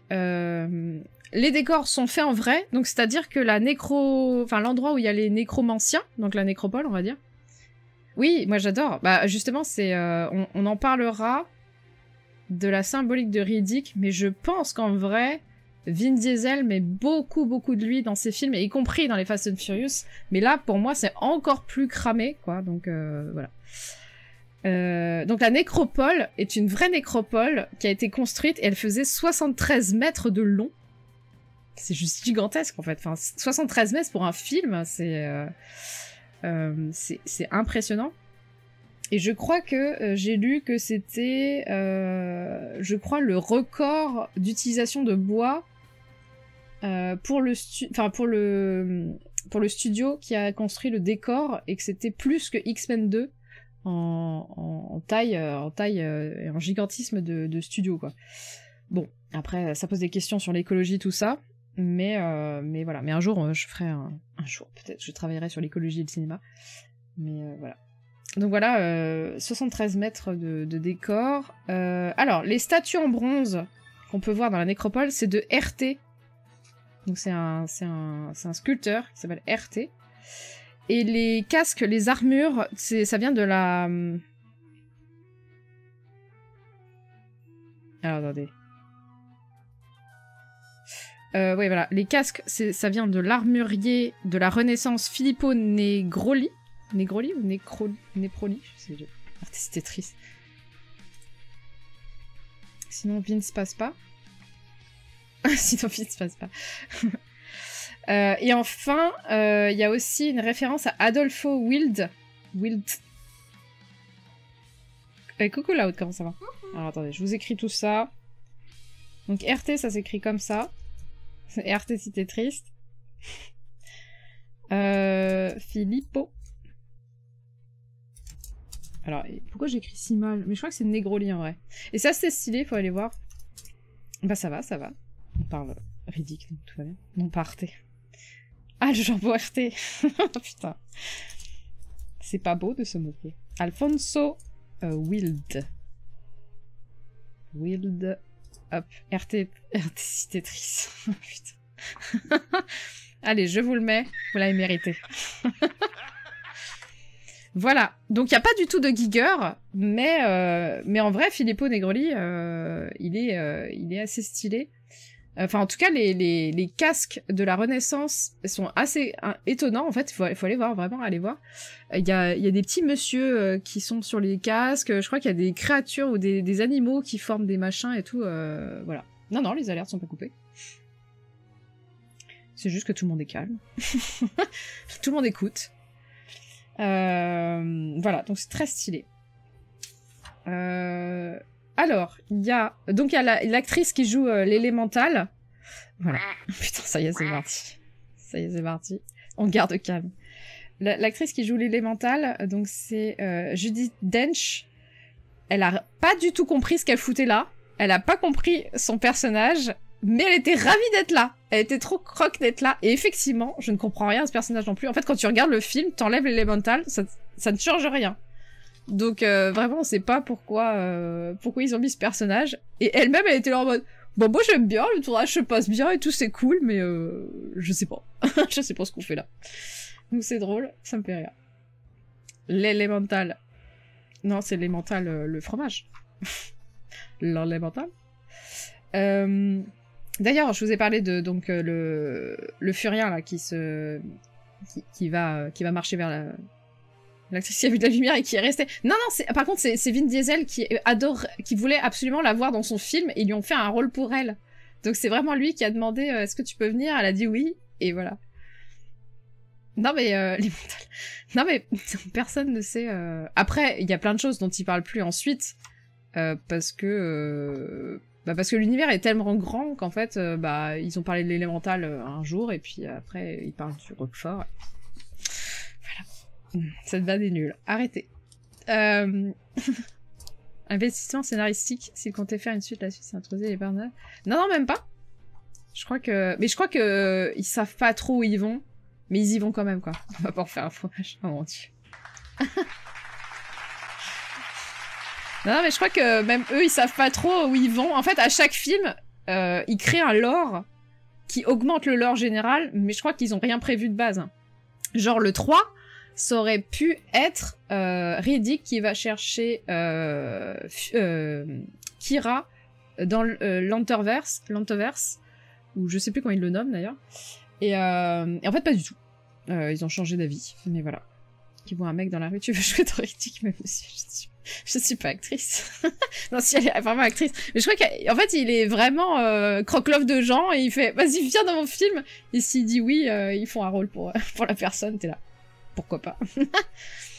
Donc je vais y arriver avec mon anecdote sur le Furien là. Donc le Furien a fait une référence directe à Blade Runner et une de ses lignes de texte est complètement en improvisation. Donc quand il lui dit, je sais même plus ce qu'il lui dit. Attendez. Enfin, en tout cas dans son speech juste avant. Ah oui si, j'ai vu des choses. En gros il reprend le thème de j'ai vu des choses que tu ne peux pas imaginer. Comme dans la fin de Blade Runner, où le répliquant parle à Descartes et lui dit quasiment ça, en gros. J'ai vu des choses, tout ça. T'as jamais vu Riddick, Cloud? C'était pas ma gueule. Eh ben, je te les conseille. Surtout Pitch Black. Pitch Black est incroyable. Vraiment, il faut le voir. Le 2 est quand même très spécial, mais moi je le trouve quand même bon. Le 3 est très spécial la première fois que tu le vois, mais il est quand même bon. mais Pitch Black est incroyable. Alors là, nous avons de l'art martial Kali. Voilà. Pitch Black ou le 3? Les 3. Les 3 sont pas mal, mais ils sont bizarres. La meuf qui vend vachement bien son truc. Pour le 3, j'ai arrêté de t'écouter à très spécial. Mais c'est parce que tu l'as pas assez vu, Jultoid. Tu verras, ça va rentrer. C'est ça, tous ces moments se perdent dans le temps, comme les larmes dans la pluie. Et bah, tu vois, on en parlait tout à l'heure de Blade Runner, et bah cette scène ne m'a pas du tout touchée la première fois que je l'ai vue. J'ai mis 3 ou 4 visionnages pour être touchée. Tout est spécial chez Riddick. Exactement. C'est plus stylé en anglais, ouais. Like Tears in the Rain. Comment ça, titre? Merde, je sais plus pourquoi j'ai fait un titre. Alors, attendez. L'acteur qui joue Tooms, c'est qui d'ailleurs? C'est Nick Schindlund, je crois. Ouais, je crois que c'est ça. Je crois qu'il s'est pété une dent. Je crois que c'est ça l'anecdote. Tu vas voir, ça va rentrer. Ah oui, d'accord. Ah, le Kali. Il y a l'un des jurys de Forge in the Fire qui en est spécialiste. Ah ouais. Bah voilà. Donc dans les chroniques de Riddick, il se bagarre avec le Kali. Moi j'étais en mode Kali, bah c'est une déesse hindoue. Voilà, ma culture des arts martiaux s'arrête là. Ah oui, fait très marrant, mais on en avait déjà parlé. Vin Diesel, donc vous le savez peut-être, est très très fan de Donjons et Dragons. Et à chaque pause, je sais pas s'il l'obligeait, mais en tout cas il jouait avec donc Karl Urban, Judi Dench et Tandy Newton, donc les 3 acteurs, ils jouaient à Donjons et Dragons à chacune de leurs pauses. C'est un petit peu trop mignon ça. Moi j'adore ces anecdotes là. Ça me rappelle un anime qui aimait pas la musique qu'on écoutait avec des potes quand on était ados, qui s'est pensé à en écouter. Pour s'accorder. Oh, c'est triste en vrai ça. C'est triste de... Mais oui, en vrai je comprends. Mais c'est triste. Bah on dirait moi qui essaye de comprendre la hype autour des films dont tout le monde parle, je suis là. Je n'y arrive pas, je n'y arrive pas. Après c'est un geek vite. Mais oui. Il adore Donjons et Dragons. Ouais. Et on verra avec les anecdotes sur une toute petite anecdote sur le jeu vidéo. Mais voilà. Oui, c'est hyper courant, bah oui. Parce que justement, c'est un besoin humain d'appartenir à un groupe, et quand ton groupe est... Bah justement, j'ai toujours peur que ça vous dérange, qu'on soit trop hypé sur le Discord pour Genshin et que tout le monde se sente à l'écart, alors que pas du tout, hein, vous pouvez parler d'autres jeux, je répondrai aussi. Hein. Je peux être je suis multi-fan. Je fangirl de plein de choses, donc... Karl Urban qui va acheter des mechas au Japon avec lui. Quoi? C'est vrai? Ah, je connais pas ça. Vigo? Il va acheter des mechas au Japon? Faut pas se forcer, mais il voulait insister, donc... Ah oui. Bah après, ouais, après c'était une recherche personnelle, je pense, dans ce cas-là. Il était juste... il voulait essayer de comprendre. Comme moi, j'essaye de comprendre pourquoi la hype. Pourquoi la hype? Mais des fois, bah... faut laisser tomber, quoi. Putain, mais Vigo, je l'aurais jamais vu... geek comme ça. Enfin, geek entre guillemets. Alors que c'est pas si bien les mechas.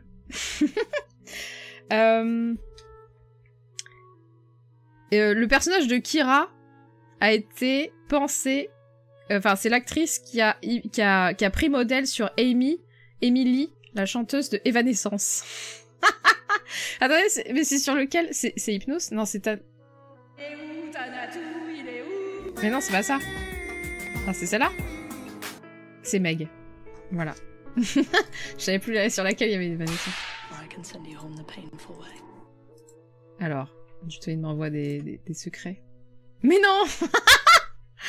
T'es énorme. Regardez-moi.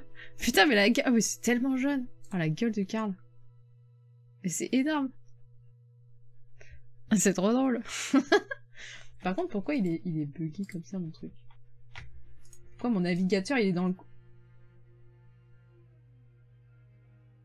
Ah, mais j'ai tout cassé. Ok, j'ai compris. C'est parce que j'ai cassé l'autre truc.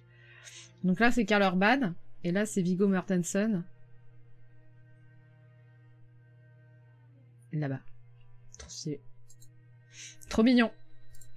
Merci beaucoup de Jultoid pour ça. C'était Meg, voilà. Bon, bah Meg, voilà. Le film se déroule en 2583. Dommage que Rey soit absent. Pourquoi? Ah, parce que j'ai trash talk les mechas. En même temps, ils étaient en Nouvelle-Zélande à l'époque. Donc, ouais, c'est pas si loin. C'est pas si loin. Mais en vrai, les États-Unis, c'était sur la côte Californie et tout, c'est pas si loin. Hein. Le Japon, pardon. C'est juste à côté. La référence, ça serait Star Trek New Generation. Notamment avec ces gens qui aiment bien tuer ce qu'ils ne peuvent pas posséder. Mais c'est assez courant, en vrai, je trouve, dans le... Comment on appelle ça?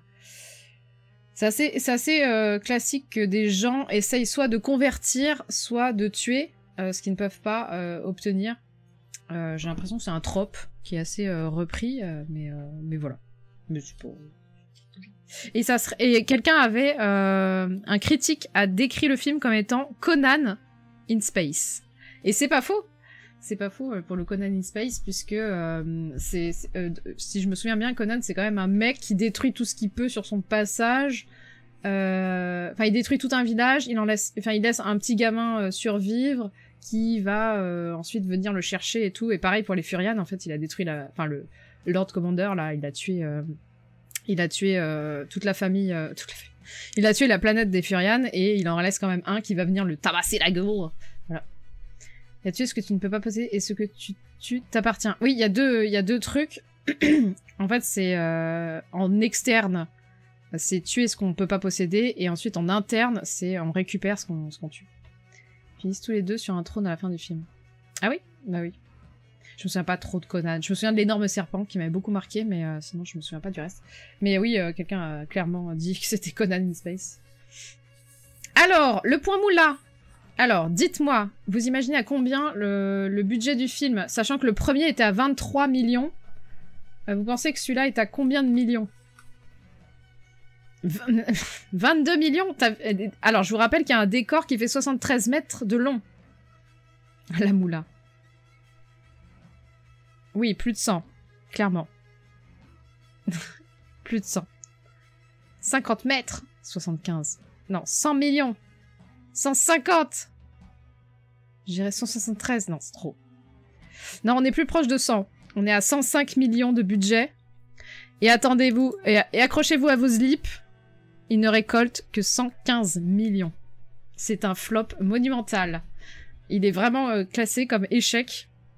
Échec critique et échec commercial. C'est honteux. 5000 balles et 50 millions de Mars.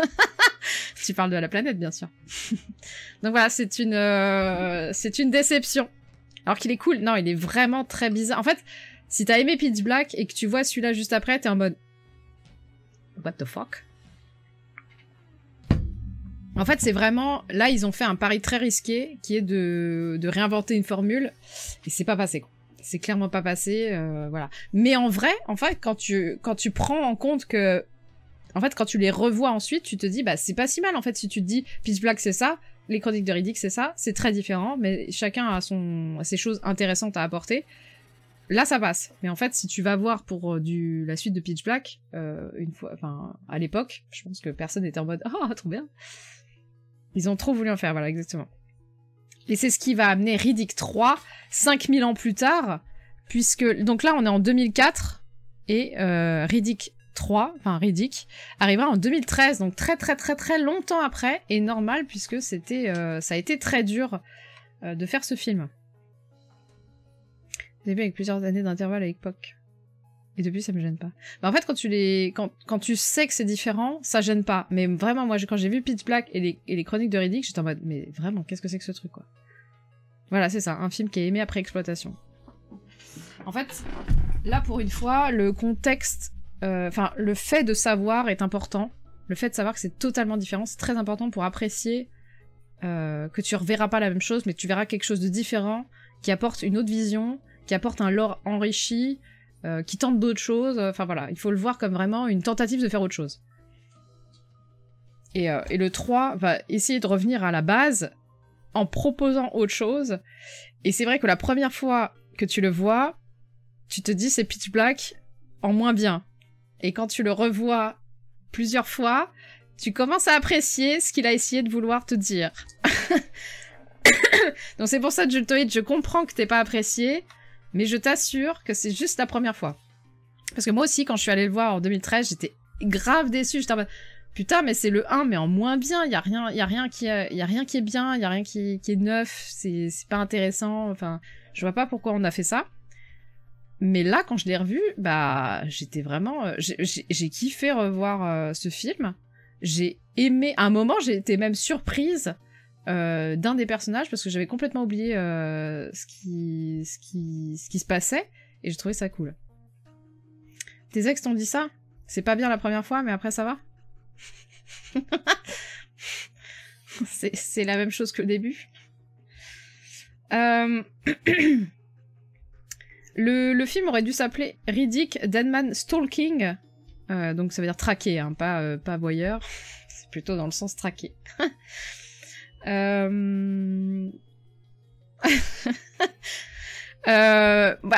alors moi, vraiment, donc là, vous allez avoir la version d'une personne qui apprécie le film. Mais je comprends si vous n'avez pas apprécié. Riddick le stalker, exactement. Surtout à la fenêtre. Mais en vrai, il est stalker. Hein. Il y a 2 moments où il stalk. J'aime beaucoup la scène d'exposition où on te montre que toute la planète en veut personnellement à Riddick. Non, pas du tout. En vrai, c'est juste que tout le monde veut... Enfin, tout le monde essaie de survivre sur cette fucking planète. Et en fait, l'escalade est tellement violente, je trouve, comme... On est habitué à avoir un Riddick hyper fort, toujours en contrôle, qui se moque de l'adversité parce qu'il est en mode wow, trop facile, moi je me débrouille quand je veux, je me sauve. Là, tu sens qu'il est un peu dans la merde, qu'il est en train de souffrir, et je trouve ça cool de lui avoir mis vachement de bâton dans les roues au début, parce que tu montres qu'il en veut. Tu montres que c'est pas si facile. Ah bah attendez, Mirabelle 2000, j'ai même pas vu le... Pardon, bonjour Mirabelle. Je t'avais pas vu ton follow. Enfin voilà, il souffre, il galère, il se reprend en main. En plus, il amène le fait que bah si tu t'encroutes, en fait, bah tu vas prendre cher, donc il faut rester sur ses gardes. Après, ça amènera tout ce qu'on va voir sur la symbolique de Riddick au total, mais voilà. Donc moi j'aime bien en vrai. En plus ça montre ses talents d'adaptation, parce que c'est pas évident, enfin t'arrives sur une nouvelle planète, tout le monde t'en veut. Là ça montre bien qu'il est capable de se renouveler, d'apprendre à gérer son environnement, et c'est ça sa plus grande force en fait, c'est pas sa force musculaire ou ses yeux, c'est qu'il sait utiliser ses forces quoi. Tu t'encroutes. Quoi? Ah oui, ta diversité. Les pauvres croûtes. Pauvres croûtes. J'ai personnellement trouvé des plans, que beaucoup de plans étaient absolument magnifiques. Et l'étalonnage était assez incroyable. Je cherchais de faire un jeu de mots, bah voilà, bravo. L'encroute, en fait c'est les croûtes, et adversité, il faut avoir vu le RPZ pour comprendre là. En fait, les croûtes, c'est des personnages joués par Bagheera et Horty, et comment dire, ils ont un peu souffert. Ils ont eu beaucoup d'adversité face à eux. Voilà. Donc voilà, j'ai trouvé des plans vraiment magnifiques, avec une très très belle étalo. Et je comprenais pas pourquoi, mais en fait, je vais vous expliquer après pourquoi c'était bien. Là, ce qui est différent du premier, c'est qu'au lieu d'avoir une seule team plus Riddick et face à l'adversité, là on a 2 teams qui vont devoir s'allier, plus Riddick contre des créatures. Donc ça amène quand même une dimension supplémentaire, c'est-à-dire que même, soi-disant, les héros ou les gentils doivent, enfin les gentils entre guillemets, parce que vraiment il y a des connards parmi eux, doivent s'allier, et ensuite s'allier à Riddick pour survivre, quoi. Il y a toujours les fameux détails, donc je vous ai parlé de la carte qui marche pas et l'autre il tape dessus pour la faire marcher. Bon, il y a une symbolique très très bas du front qui est que les gentils mercenaires sont en bleu, les méchants mercenaires sont en rouge. Bon, alors ça c'est classique, c'est même un cliché un peu dégueulasse. Voilà, surtout que on va caractériser les personnages gentils comme étant ordonnés, propres, leurs vêtements sont clean, leur vaisseau est nickel. La scène de la bande, elle est incroyable, la scène de la bande, je l'avais oubliée, mais... Alors que les méchants mercenaires, ils sont mal fringués. Enfin, ils sont fringués un peu bizarre. Enfin, pas bizarrement, mais comment on peut dire ça? Enfin, ils sont pas propres. Leur vaisseau est déglingué, c'est sale. Et leurs vêtements, ils sont plutôt roots, quoi. Alors que les autres, on dirait des militaires. Au début, j'ai cru que c'était l'armée. J'avais oublié que c'était pas l'armée, c'était des mercenaires. Et j'ai cru que c'était l'armée plus des mercenaires qui venaient, mais en fait pas du tout. C'est 2 teams de mercenaires, mais pas avec la même mentalité, quoi. Oui, c'est Dave Bautista. Alors moi, je le connais parce que... Je le connais pas des Gardiens de la Galaxie, je le connais du catch, puisque c'est un catcheur professionnel, comme The Rock. Et il a la Batista... son coup fétiche, c'était la Batista bombe, et je me suis demandé s'ils allaient la remettre dans ce film, mais pas du tout, ils vont pas la mettre, donc voilà. Et c'est un Français. Dave Bautista, c'est un Français, et... The Army of the Dead. Ah bah, on en a parlé tout à l'heure dans le Discord, mais visiblement, il y a une demi-teinte sur ce film. Mais il faudrait que j'ai pas suivi. J'ai un problème en ce moment avec le... Voilà, c'est pas ouf, exactement. J'ai un problème avec le cinéma en ce moment, c'est que je n'arrive plus à voir de films, donc je suis pas du tout... je sais pas ce que c'est Army of the Dead, mais ça m'a pas donné envie. Un running gag trash talk, mais entre les détails bien vus et d'autres choses qui ont fait me faire sentir... Je suis mitigée. Non mais en vrai, je comprends parfaitement que la première fois, on soit mitigé. J'ai été mitigée et... La première fois, j'ai pas aimé ce film. Je l'ai revu. J'ai trouvé ça mieux. Et là, je sais pas pourquoi, j'ai été emballée. J'ai vraiment kiffé, en vrai. Donc là, on va parler du personnage de Dal. Donc le personnage de Dal, c'est la meuf. Alors, évidemment, tout le monde va dire « Oh là là, il y a Cathy Sackhoff qui est dans le film. Trop bien !» Alors moi, déjà, j'ai aucun intérêt pour cette actrice. Enfin, elle joue sûrement très bien. Mais elle joue pour moi toujours les mêmes rôles, donc... voilà, je suis pas très fan. Ah, je savais pas pour Bautista. Il y a que dalle. Je connais pas du tout... En vrai, je l'ai pas suivi à part pour le catch, et c'est tout. Donc, je connais pas Bautista, mais il a l'air cool. Enfin, si tu l'apprécies. Voilà, elle a le même rôle dans Battlestar. Parce que j'ai adoré Battlestar. J'ai adoré Battlestar. Et quand je l'ai revu dans ce film, j'étais en mode... Ah, bon... ça varie pas beaucoup, quoi. Et en plus, alors, c'est en demi-teinte, parce que j'ai envie de te dire... c'est trop bien qu'il y ait une meuf badass qui casse des gueules à un violeur. Donc là, je suis en mode... Ah, bien, bravo. Et en même temps, je suis là... J'en ai marre des meufs qui sont des mecs. Donc voilà, je suis mitigée.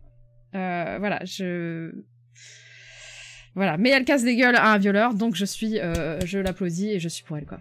Après, j'ai pas compris si elle était vraiment... s'ils ont vraiment réussi à faire un personnage homosexuel ou pas du tout. J'ai rien compris. Voilà. Un rôle d'un chéri dans le Dakota du Sud. Est-ce que c'est la même chose? Parce que c'est encore l'autorité, quoi.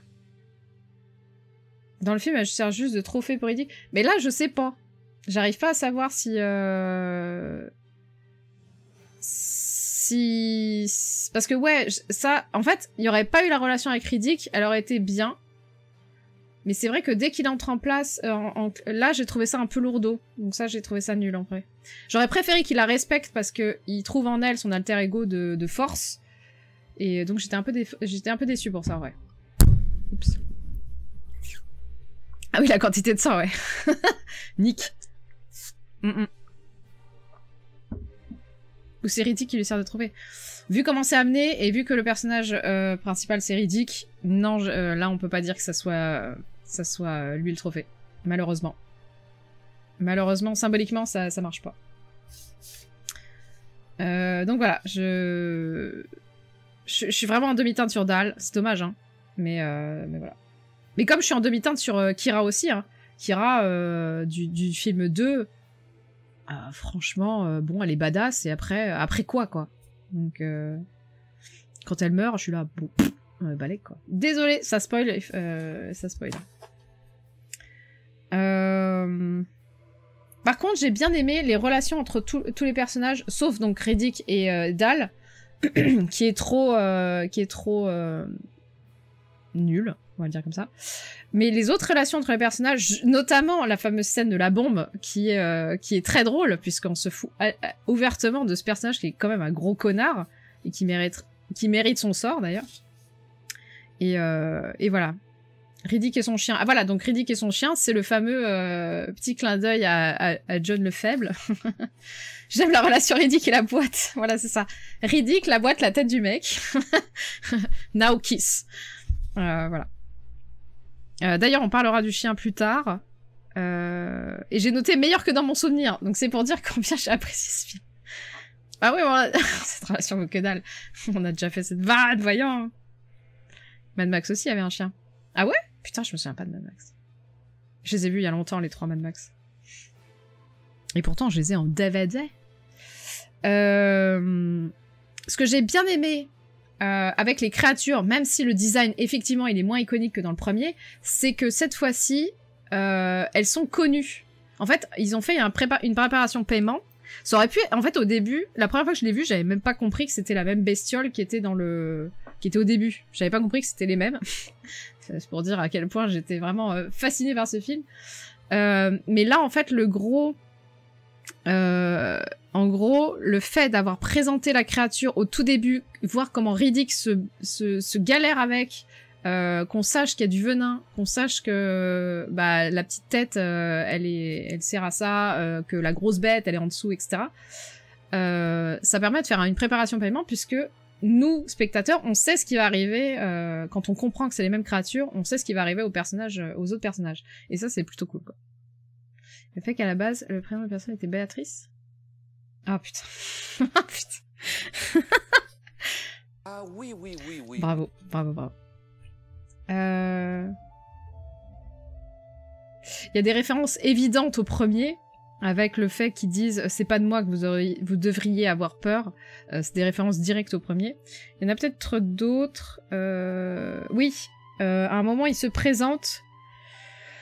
dans le premier, il se présente comme étant un fugitif escapé et un meurtrier. Et en fait, c'est ce qui va être écrit quand il va faire son signal d'appel. Il y aura écrit ça en petite ligne en bas. Et en fait, c'est une référence au premier. La petite scène sur le toit du hangar. Alors, c'est quoi la petite scène du toit du hangar? Là, je vois pas. Enfin, j'arrive pas. Il y en a deux pour moi. Enfin, il y a celle où il regarde par la fenêtre. Il y a celle où... Non, je vois pas. Enfin, les créatures... Non, le véhicule. Quoi? Vas-y. Explicite ton propos, Jotoid. Là, je ne vois plus. Et j'avais oublié la fin. J'avais oublié que... Parce que... Enfin, c'est classique, mais je sais pas pourquoi ça a marché sur moi. Le fait que le papa John... Ah oui, donc le référence au premier, c'est aussi que le fait que le père vient voir Riddick pour savoir ce qui est arrivé à son fils dans le premier... Sachant qu'on sait que le fils est un gros connard, donc on sait que Riddick ne ment pas, on sait ce qui est arrivé, et que le père, lui, il sait pas, il pense que Riddick il ment, il veut sauver sa peau, et voilà quoi. Et donc c'est cool que il écoute quand même Riddick, et le fait qu'il lui ait dit, ça ne sert à rien que je mente, enfin, à quoi ça servirait que je vous mente, et qu'il se barre avec les trucs, et on croit qu'il va l'abandonner, et en fait, non, il vient te chercher, bravo! Voilà. Donc j'y croyais plus, je me souvenais plus de la fin, je pensais qu'il l'abandonnait et que l'autre allait le chercher par la peau des genoux, mais non. Il vient le chercher parce il a des valeurs. Bref, le 1, il boit sur la chaise pendant qu'on le cherche. Ah, je me souviens pas, j'ai pas vu qu'il mange un truc sur le toit d'un vaisseau. Ah bah tu vois, ça j'ai pas vu. Et bah oui, effectivement, bravo, c'est aussi une référence. Putain, j'ai pas vu du tout. Il disait qu'il pourrait être n'importe où, il est en train de manger. Putain, mais je l'ai pas vu. J'ai pas vu ça. En fait, moi, j'ai plutôt bien aimé le film, sauf qu'il sert à rien, je trouve. Vu qu'à la fin, il revient à son point de départ. Si, il a avancé dans le sens où on lui a montré... déjà, il a retrouvé sa bestialité. On lui a montré que tout le monde n'est pas un connard. Puisqu'en fait, c'est aussi ça, le problème avec Riddick, c'est qu'il croise que des connards. Donc en fait, il perd foi en l'humanité, et là on lui montre qu'en fait il y a enfin quelqu'un qui sert à quelque chose, quoi. Donc il retrouve un peu de... Il retrouve à la fois sa bestialité et son humanité. Mais c'est ce qu'on verra dans les symboliques. Qui sont celles-là. d'un point de vue suite des films. En vrai, non, moi je sais pas. Ok, pour les leçons de morale. Après, effectivement, si tu l'enlèves, c'est juste une épine dans le pied de Riddick dans sa vie, quoi. Mais comme tous les autres films, j'ai envie de dire. Enfin, dans le 2, en quoi y a rien qui avance non plus, en fait, dans le 2. Je suis même en train de réfléchir, est-ce que le 2 est pas plus... C'est une quête annexe. Mais tout est une quête annexe. Ça prépare l'antagoniste du prochain qui n'existe pas. Attends, il arrive! Il arrive! Il y a du lore. Voilà, il y a du lore. Alors, après les voix de canapé. Est-ce que je l'ai bien fait ou pas? Problème de finance au départ, en gros, donc le film a mis extrêmement longtemps à se faire, et en fait il y a eu deux problèmes. Le premier, c'est que Vin Diesel a été obligé par Universal d'apparaître dans Tokyo Drift, qui est franchement une purge, d'apparaître dans ce film, hein, pas... Enfin si, le film est quand même pas bon. Il a été obligé de faire un caméo dans Tokyo Drift en échange des droits sur Riddick. Donc il a repris les droits sur Riddick en faisant ce caméo. Donc il a donné l'autorisation à Toei d'écrire la suite. Sauf qu'ils n'ont jamais réussi à trouver les financements, vu la galère du premier, enfin du deuxième. Comme c'est un échec commercial le deuxième, en léchant les droits. Putain, je sais pas pourquoi tu dis ça, mais au secours. À cause de l'échec commercial du 2, ils ont eu beaucoup de problèmes à trouver le financement pour le 3, et à tel point qu'il a dû hypothéquer sa maison pour pouvoir fournir la somme manquante, pour pouvoir payer le studio où devaient se tourner quelques scènes du film, parce que le studio ne recevait pas les paiements à une semaine ou un mois du tournage, et donc ça pouvait pas avancer, et donc voilà, il a hypothéqué sa maison pour pouvoir faire ce film. Il est en forme, Joe Toyota, c'est dimanche, il est en mode demain la reprise.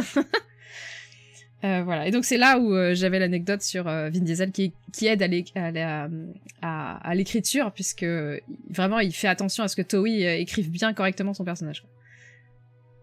Oui, moi j'adore, mais comme vous avez dit plus haut, les acteurs qui sont vraiment investis dans leur rôle, ouais, c'est trop bien. Attends, quoi? C'est férié demain?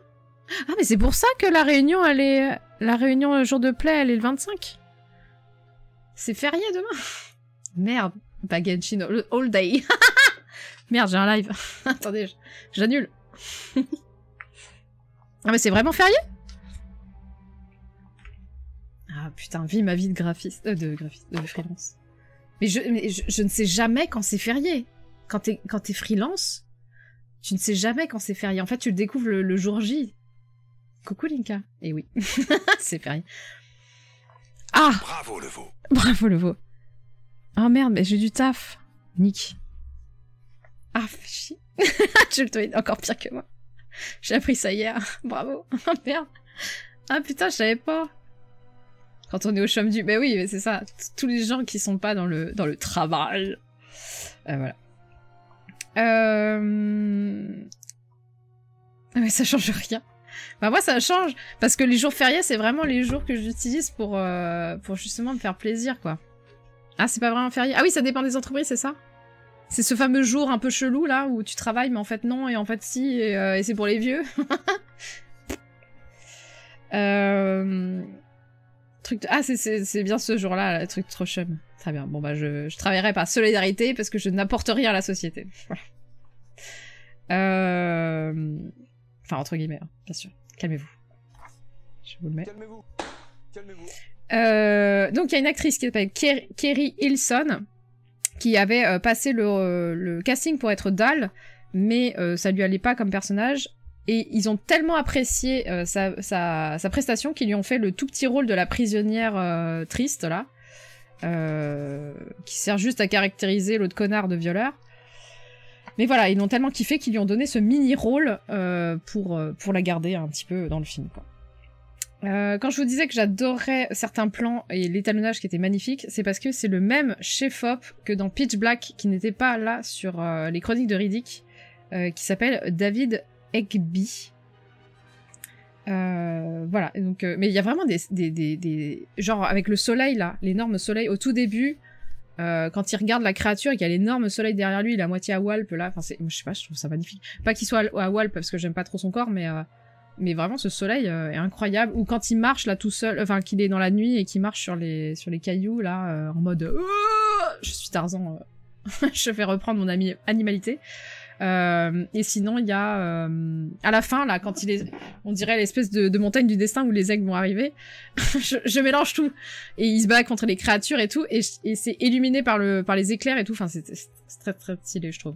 Voilà, j'ai bien aimé l'étalonnage de ce film. Voilà. D'ailleurs, en parlant d'étalonnage et de façon de faire un film, Vin Diesel voulait utiliser du 35 mm, donc c'est une pellicule.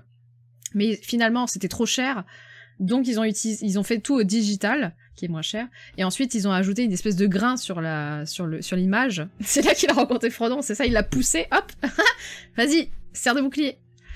C'est Hagrid. Tu es un jeudi. Tu es un jeudi, Hagrid. Ah non, Riddick. Putain, Hagrid sur un corbeau. C'est genre plus. Voilà, exactement. C'est ça. Qu'est-ce que je voulais dire? Oui, les décors. Le décor est naturel. Enfin, les décors extérieurs sont naturels. Et ça a été tourné au Québec, à Coudjouap, j'espère que je prononce bien. Et c'est un lieu tellement reculé que ni animal, ni humain n'y vont. Et c'est pour ça qu'ils ont choisi cet endroit-là, pour qu'il y ait vraiment zéro trace d'humanité et encore moins d'animaux. Enfin, il n'y a même pas d'animal qui y va, et ils y allaient en hélicoptère, évidemment. Donc là encore, ça pose problème sur l'écologie, tout ça. Mais un jour, je ferai... je travaillerai sur l'écologie au cinéma.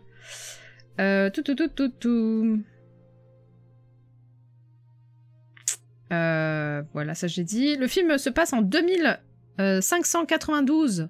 Voilà, j'espère que vous avez apprécié tous ces points dates qui ne servent à rien. Mais ça fait plaisir.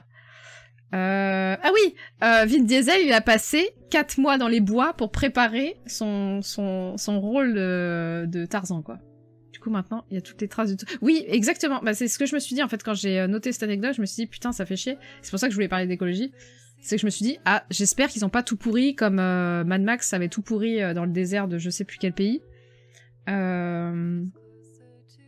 Donc voilà, c'est pas qu'une question d'hélicoptère, etc. C'est en plus, est-ce qu'ils ont pas tout pourri, j'espère, avec le tournage, tout ça, laisser des ordures ou même détruire la faune et la flore, quoi. Le bush australien. C'était pas un pays d'Afrique? Je parle de Fury Road, pas des premiers pas des premiers Mad Max. Je sais plus, enfin bref, j'avais entendu parler de ce tournage qui était pas hyper clean en vrai. Il y a une référence à Fast and Furious, voilà. Oui, les premiers Mad Max ont été tournés en Australie, mais c'est pas ceux-là dont j'ai parlé. Oui, la moto. Moi, j'avais pas la ref. Enfin, j'ai compris qu'il y avait une ref parce que vu comment c'est filmé et que c'est en mode regardez, c'est une punchline, je me suis dit il y a quelque chose, mais j'avais pas du tout la ref parce que j'ai déjà oublié les Fast and Furious. Mais je la conduis comme si je l'avais volée. C'est une référence à Fast and Furious. Aucun tournage décline, oui, c'est vraiment ce que je me dis en vrai. Mais il y a de plus en plus de boîtes qui font attention, mais c'est sûrement des petites boîtes, pas les énormes trucs. Après, si tout... Enfin, comme ils tournent de plus en plus en intérieur et verrouillés dans leur studio, on peut se dire qu'ils détruisent rien. Mais clairement, en termes de production, c'est gigantesque, quoi. Une des références, c'est Rambo. Voilà. Mais comme j'ai pas vu les Rambo, je peux pas vous en dire plus. Mais ça serait... en tout cas, ça fait référence à Rambo qui... Attendez. C'était pas ma guerre. Voilà, exactement. Ah oui, voilà, qui utilise un endroit hostile... Enfin, qui connaît mieux un endroit hostile... Oh, putain. Qui connaît mieux un endroit hostile que ses opposants et qui utilise ce terrain hostile pour se battre et l'emporter sur des gens qui veulent le castagner. Mais je n'ai pas vu les Rambo, donc vraiment je dis ça au hasard. C'était pas ma guerre. Mais putain, mais calmez-vous. Non, c'est pas ça. Je me suis trompé de bouton. Aïe aïe aïe, le calmez-vous est juste au-dessus du love. Désolé. C'était pas ma guerre. Putain, il est où? C'était pas ma guerre. Un beau pour chasse des flics dans une forêt. Ah bah c'est ça. Même les films remplis de FX ne sont pas trop... Calmez-vous. Oui, oui, voilà, exactement. Exactement, pour les... ouais. Et... Ah oui, et il y a un running gag dans quasiment tous les Riddick, même dans l'OAV, c'est que Riddick prédit comment il va tuer les gens. Donc, je sais plus si dans Pitch Black, je crois que c'est dans Pitch Black, il le fait pas. Dans Chronique de Riddick, il le fait avec la tasse de thé. Il dit, mais vous allez me tuer avec quoi, votre tasse de soupe? Et l'autre, il fait, non, ma tasse de thé. Il la pose, et bah, il le tabassifie directement dans le cœur. Et dans celui-là, donc il prévient qu'en 5 secondes, il va lui mettre la tête dans la boîte, et il le fait. Et dans l'OAV, il dit à la personne à qui il va faire ça, je vais t'enfoncer mon arme, non, je vais enterrer mon arme dans ton œil, et c'est ce qu'il fera. Voilà. Et comme il dit, il aime être un homme de parole. Voilà, voilà.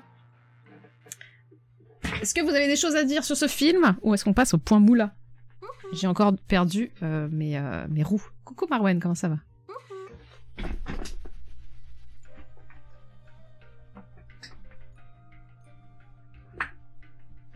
Ah, ouais, faut faire toujours à ce moment. Bah surtout si Riddick te le dit, moi je cours. D'ailleurs c'est très drôle quand même. Je l'ai assez dit.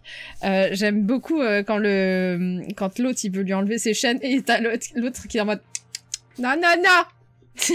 J'ai une menace de mort sur la gueule. Tu enlèves pas, tu touches pas. Et finalement il le fait même avec sa chaîne. Donc bon. Les créatures sont moins bien. Putain, tu l'as déjà dit ça. Elles sont moins bien, mais bon, ça reste ok. Alors, le point moula. Alors, nous avions eu donc un premier budget de 23 millions. Nous avons eu un deuxième budget de 105 millions. Que pensez-vous de ce budget ici? À combien est Riddick 3 en budget, pas en récolte? Allez-y, pronostic. Il a l'air ça passe plus. Quoi? 220 millions, 5 $. Ça va, c'est pas du tout extrême. 5000 balles. 70, 80, 80, c'est moins. C'est beaucoup moins que 80 millions. 50, c'est moins. Je crois au juste prix. 50 millions, c'est moins. 40 millions, c'est moins. Mais pas loin, pas loin, pas loin. 10 millions. Putain. 10 millions de balles et un demi. J'aime beaucoup. 30, 36, 38, moins que le 2? Non, plus. Moins que le 2, bien sûr, beaucoup moins que le 2. 40 dans 31 pour Vin. 35 millions. Allez, vous l'avez presque trouvé, c'est 38 millions. Donc on n'est pas loin du premier. Enfin, on est revenu même, en fait, en vrai, on est revenu au même, à peu près, budget que le premier. Mais, on est sur un 98 millions de recettes. Donc, c'est la moula! Bravo, la moula! 1 million et un bras de Vince. Bravo, la moula! La moula est de retour. Voilà. Et pourtant, pas de suite. Pourtant, la moula est là. Combien? La moula est là, mais pas de suite. Comme quoi, quand on revient aux origines, ça marche mieux. Alors que Jutoid, il doit être en PLS, là, actuellement, en se disant « Putain, mais c'est de la merde !» Voilà, voilà. Moula marche pas? Non, elle marche pas sur celui-là. La purge qu'est le 2 a coûté le plus? Bah ouais. Mais t'as vu les décors? Ah oui, t'étais pas là, mais les décors, c'est 73 mètres de décors réalistes, avec des vraies statues de 6 mètres de haut, là. Donc c'est normal que ça coûte. Alors, je dormais. Ah oui, c'est vrai que... c'est vrai que tu n'es pas aux mêmes horaires que nous. Mais le 2 est trop cool. Bah, en vrai, il est très différent, donc ça dépend si t'arrives à apprécier ce qu'il est pour ce qu'il est, quoi. Le charpentier a coûté plus cher que le scénario. Bah, en vrai, je pense que Toei, il est aussi amoureux de l'univers de Riddick que Vin Diesel, donc je pense qu'ils doivent pas se rémunérer beaucoup, quoi. Mais attendez, mais qu'est-ce qu'on écoute, là? C'est pas la taille des décors, évidemment. Pour le budget, si. Donc il y a des jeux vidéo. Alors on n'a pas arrêté de me parler de ces jeux vidéo. Merde, j'ai évidemment... Attendez. Alors, je vous file un documentaire qui m'a été fourni par le Pandémique sur le... Escape of Butcher Bay, donc qui est un des 2 jeux vidéo. Et dans ce documentaire, effectivement, le Pandémique, je n'ai pas réussi à tout regarder. Parce que ça entrait trop dans les détails du jeu vidéo et... bah, j'avais pas trop d'intérêt à regarder ça. Mais au début, c'est très intéressant de voir que Diesel et Toei ont vraiment pris le projet à cœur et qu'ils ont vraiment suivi l'intrigue. Ils ont vraiment suivi le développement pour... bah déjà parce que ça les intéressait, et en plus pour toujours continuer à travailler sur l'univers de Riddick et à ne pas le laisser en mode comme E.T. pour Atari, quoi. Faut faire quelque chose de bien. Donc, les jeux vidéo, visiblement, sont très bien rattachés au lore global. Et en plus, ils comprennent le jeu vidéo. Enfin, je pense que Vin Diesel, il doit être assez geek pour aimer les jeux vidéo. Et donc, il comprenait comment ça se faisait, etc. Donc, il a bien fait attention que le médium n'était pas comme un film, quoi. J'ai aussi regardé, donc comme je l'ai dit tout à l'heure, l'OAV, donc la petite vidéo de 30 minutes qui s'appelle Black Furia. Non, qu'est-ce que j'ai regardé? Dark Furia. Dark Furia. Hop. C'est ça, Dark Fury, pardon. Dark Fury. Qui est très cool. Alors, j'ai un problème avec... Enfin, l'animation, entre guillemets... 35 minutes, il dure. L'animation est très spéciale, mais elle donne quelque chose... elle donne quelque chose quand même de... Calme-toi. Elle donne quelque chose en plus, mais... c'est quand même spécial, donc faut aimer le style de dessin. Mais pourquoi pas, en vrai. Pourquoi pas. Et bonjour, Alien Ripley. Ah, on a parlé d'Alien. Alien Ripley. On a parlé d'Alien, donc on n'est pas loin. Donc voilà, il est très stylé. Pour 35 minutes, franchement, il y a du lore. L'antagoniste est assez cool, entre guillemets. Ça apporte quelque chose de plus. En plus, ça fait un tout petit peu le lien entre Pitch Black et les Chroniques de Riddick. Voilà, donc c'est assez sympathique. Donc je vous le conseille. Et enfin, il y a un deuxième jeu vidéo qui est donc Assault... Hop, putain, il y a une fourmi qui m'a fait peur. Assault sur... Enfin, Assault on Dark Athena. Voilà, je ne sais pas du tout de quoi ça parle, mais je crois que c'est... je sais plus si c'est entre les chroniques... Non, je crois pas. Je sais plus où c'est. Bref, tous les jeux, les 3 films et l'OAV forment vraiment un univers et tout est chronologique. Tout est chronologique entre guillemets, quoi. Et bonjour Aline, comment ça va? Voilà. Et donc Riddick Furia est toujours annoncé et ça a été annoncé en 2019. Donc peut-être qu'un jour on va le voir arriver, mais voilà quoi. Ça dit, ce que j'ai fait, celui que j'ai fait. Ah, celui que t'as fait. Ah bah c'est peut-être avant Pitch Black. Je crois qu'il y a des trucs avant Pitch Black, ouais. Ouais. Voilà. Sinon, alors, donc dans les symboliques de Riddick, est-ce que vous en avez... Enfin, j'en ai déjà dit pas mal, mais en vrai, je pense que... Enfin, la plus évidente, c'est la symbolique de... Mais c'est pas possible. Ah non, j'ai rien dit. Attendez, il y a la musique qui me... L'anime est cool, en vrai. Il y a la musique qui me hurle dans les oreilles. La symbolique la plus évidente, c'est évidemment le côté animalité versus le côté humanité, puisque dans quasiment tous les films, il y a cette question de lui, quelle part il veut laisser prendre en premier, on va dire. Il y a aussi la question de la symbolique du monstre, qui est souvent repris. D'ailleurs, il y a un moment, c'est triste, mais c'est dans les Chroniques de Riddick. il y a la petite fille de l'imam qui demande s'il va aller tabassifier les monstres. Et normalement, il devait répondre « Je suis le monstre ». Et en fait, ils ont coupé et il dit seulement « Oui ». Enfin, en gros, je vais y aller, quoi. Et donc, c'est un peu triste, mais en fait, il y a toujours cette question de la monstruosité, car il se voit toujours comme un monstre, et les autres, d'ailleurs, le voient comme un monstre en permanence, un monstre dont il faut avoir peur, tout ça, tout ça. Donc c'est vraiment ce double symbole de l'animalité versus l'humanité, le fait d'être un monstre. Et il n'y a pas que ça, il y a aussi la symbolique de l'enfant, qui est souvent reprise. Donc dans Pitch Black, il prend sous son aile la gamine. Dans les chroniques de Riddick, il est quand même assez proche de la fille de l'imam. Il continue de chercher Kira. Et dans Riddick, l'enfant est remplacé, comme je l'avais dit dans le symbolique sur les chiens, par le chien. Parce que le chien remplace toujours les enfants dans les films. Si on peut pas tuer d'enfants, on tue un chien à la place. C'est la même chose. Et en plus, le chien, c'est quand même cet animal qui est l'animal le plus domptable. Enfin, c'est l'animal sauvage par excellence que l'humain a dompté pour en faire quelque chose d'humain et de civilisé. Ils n'arrêtent pas de répéter ce mot civilisé, d'ailleurs. Et d'ailleurs, on voit à plusieurs reprises que Riddick est capable de dompter des animaux. Donc dans la prison, il dompte l'espèce de créature, enfin l'espèce de chien, là.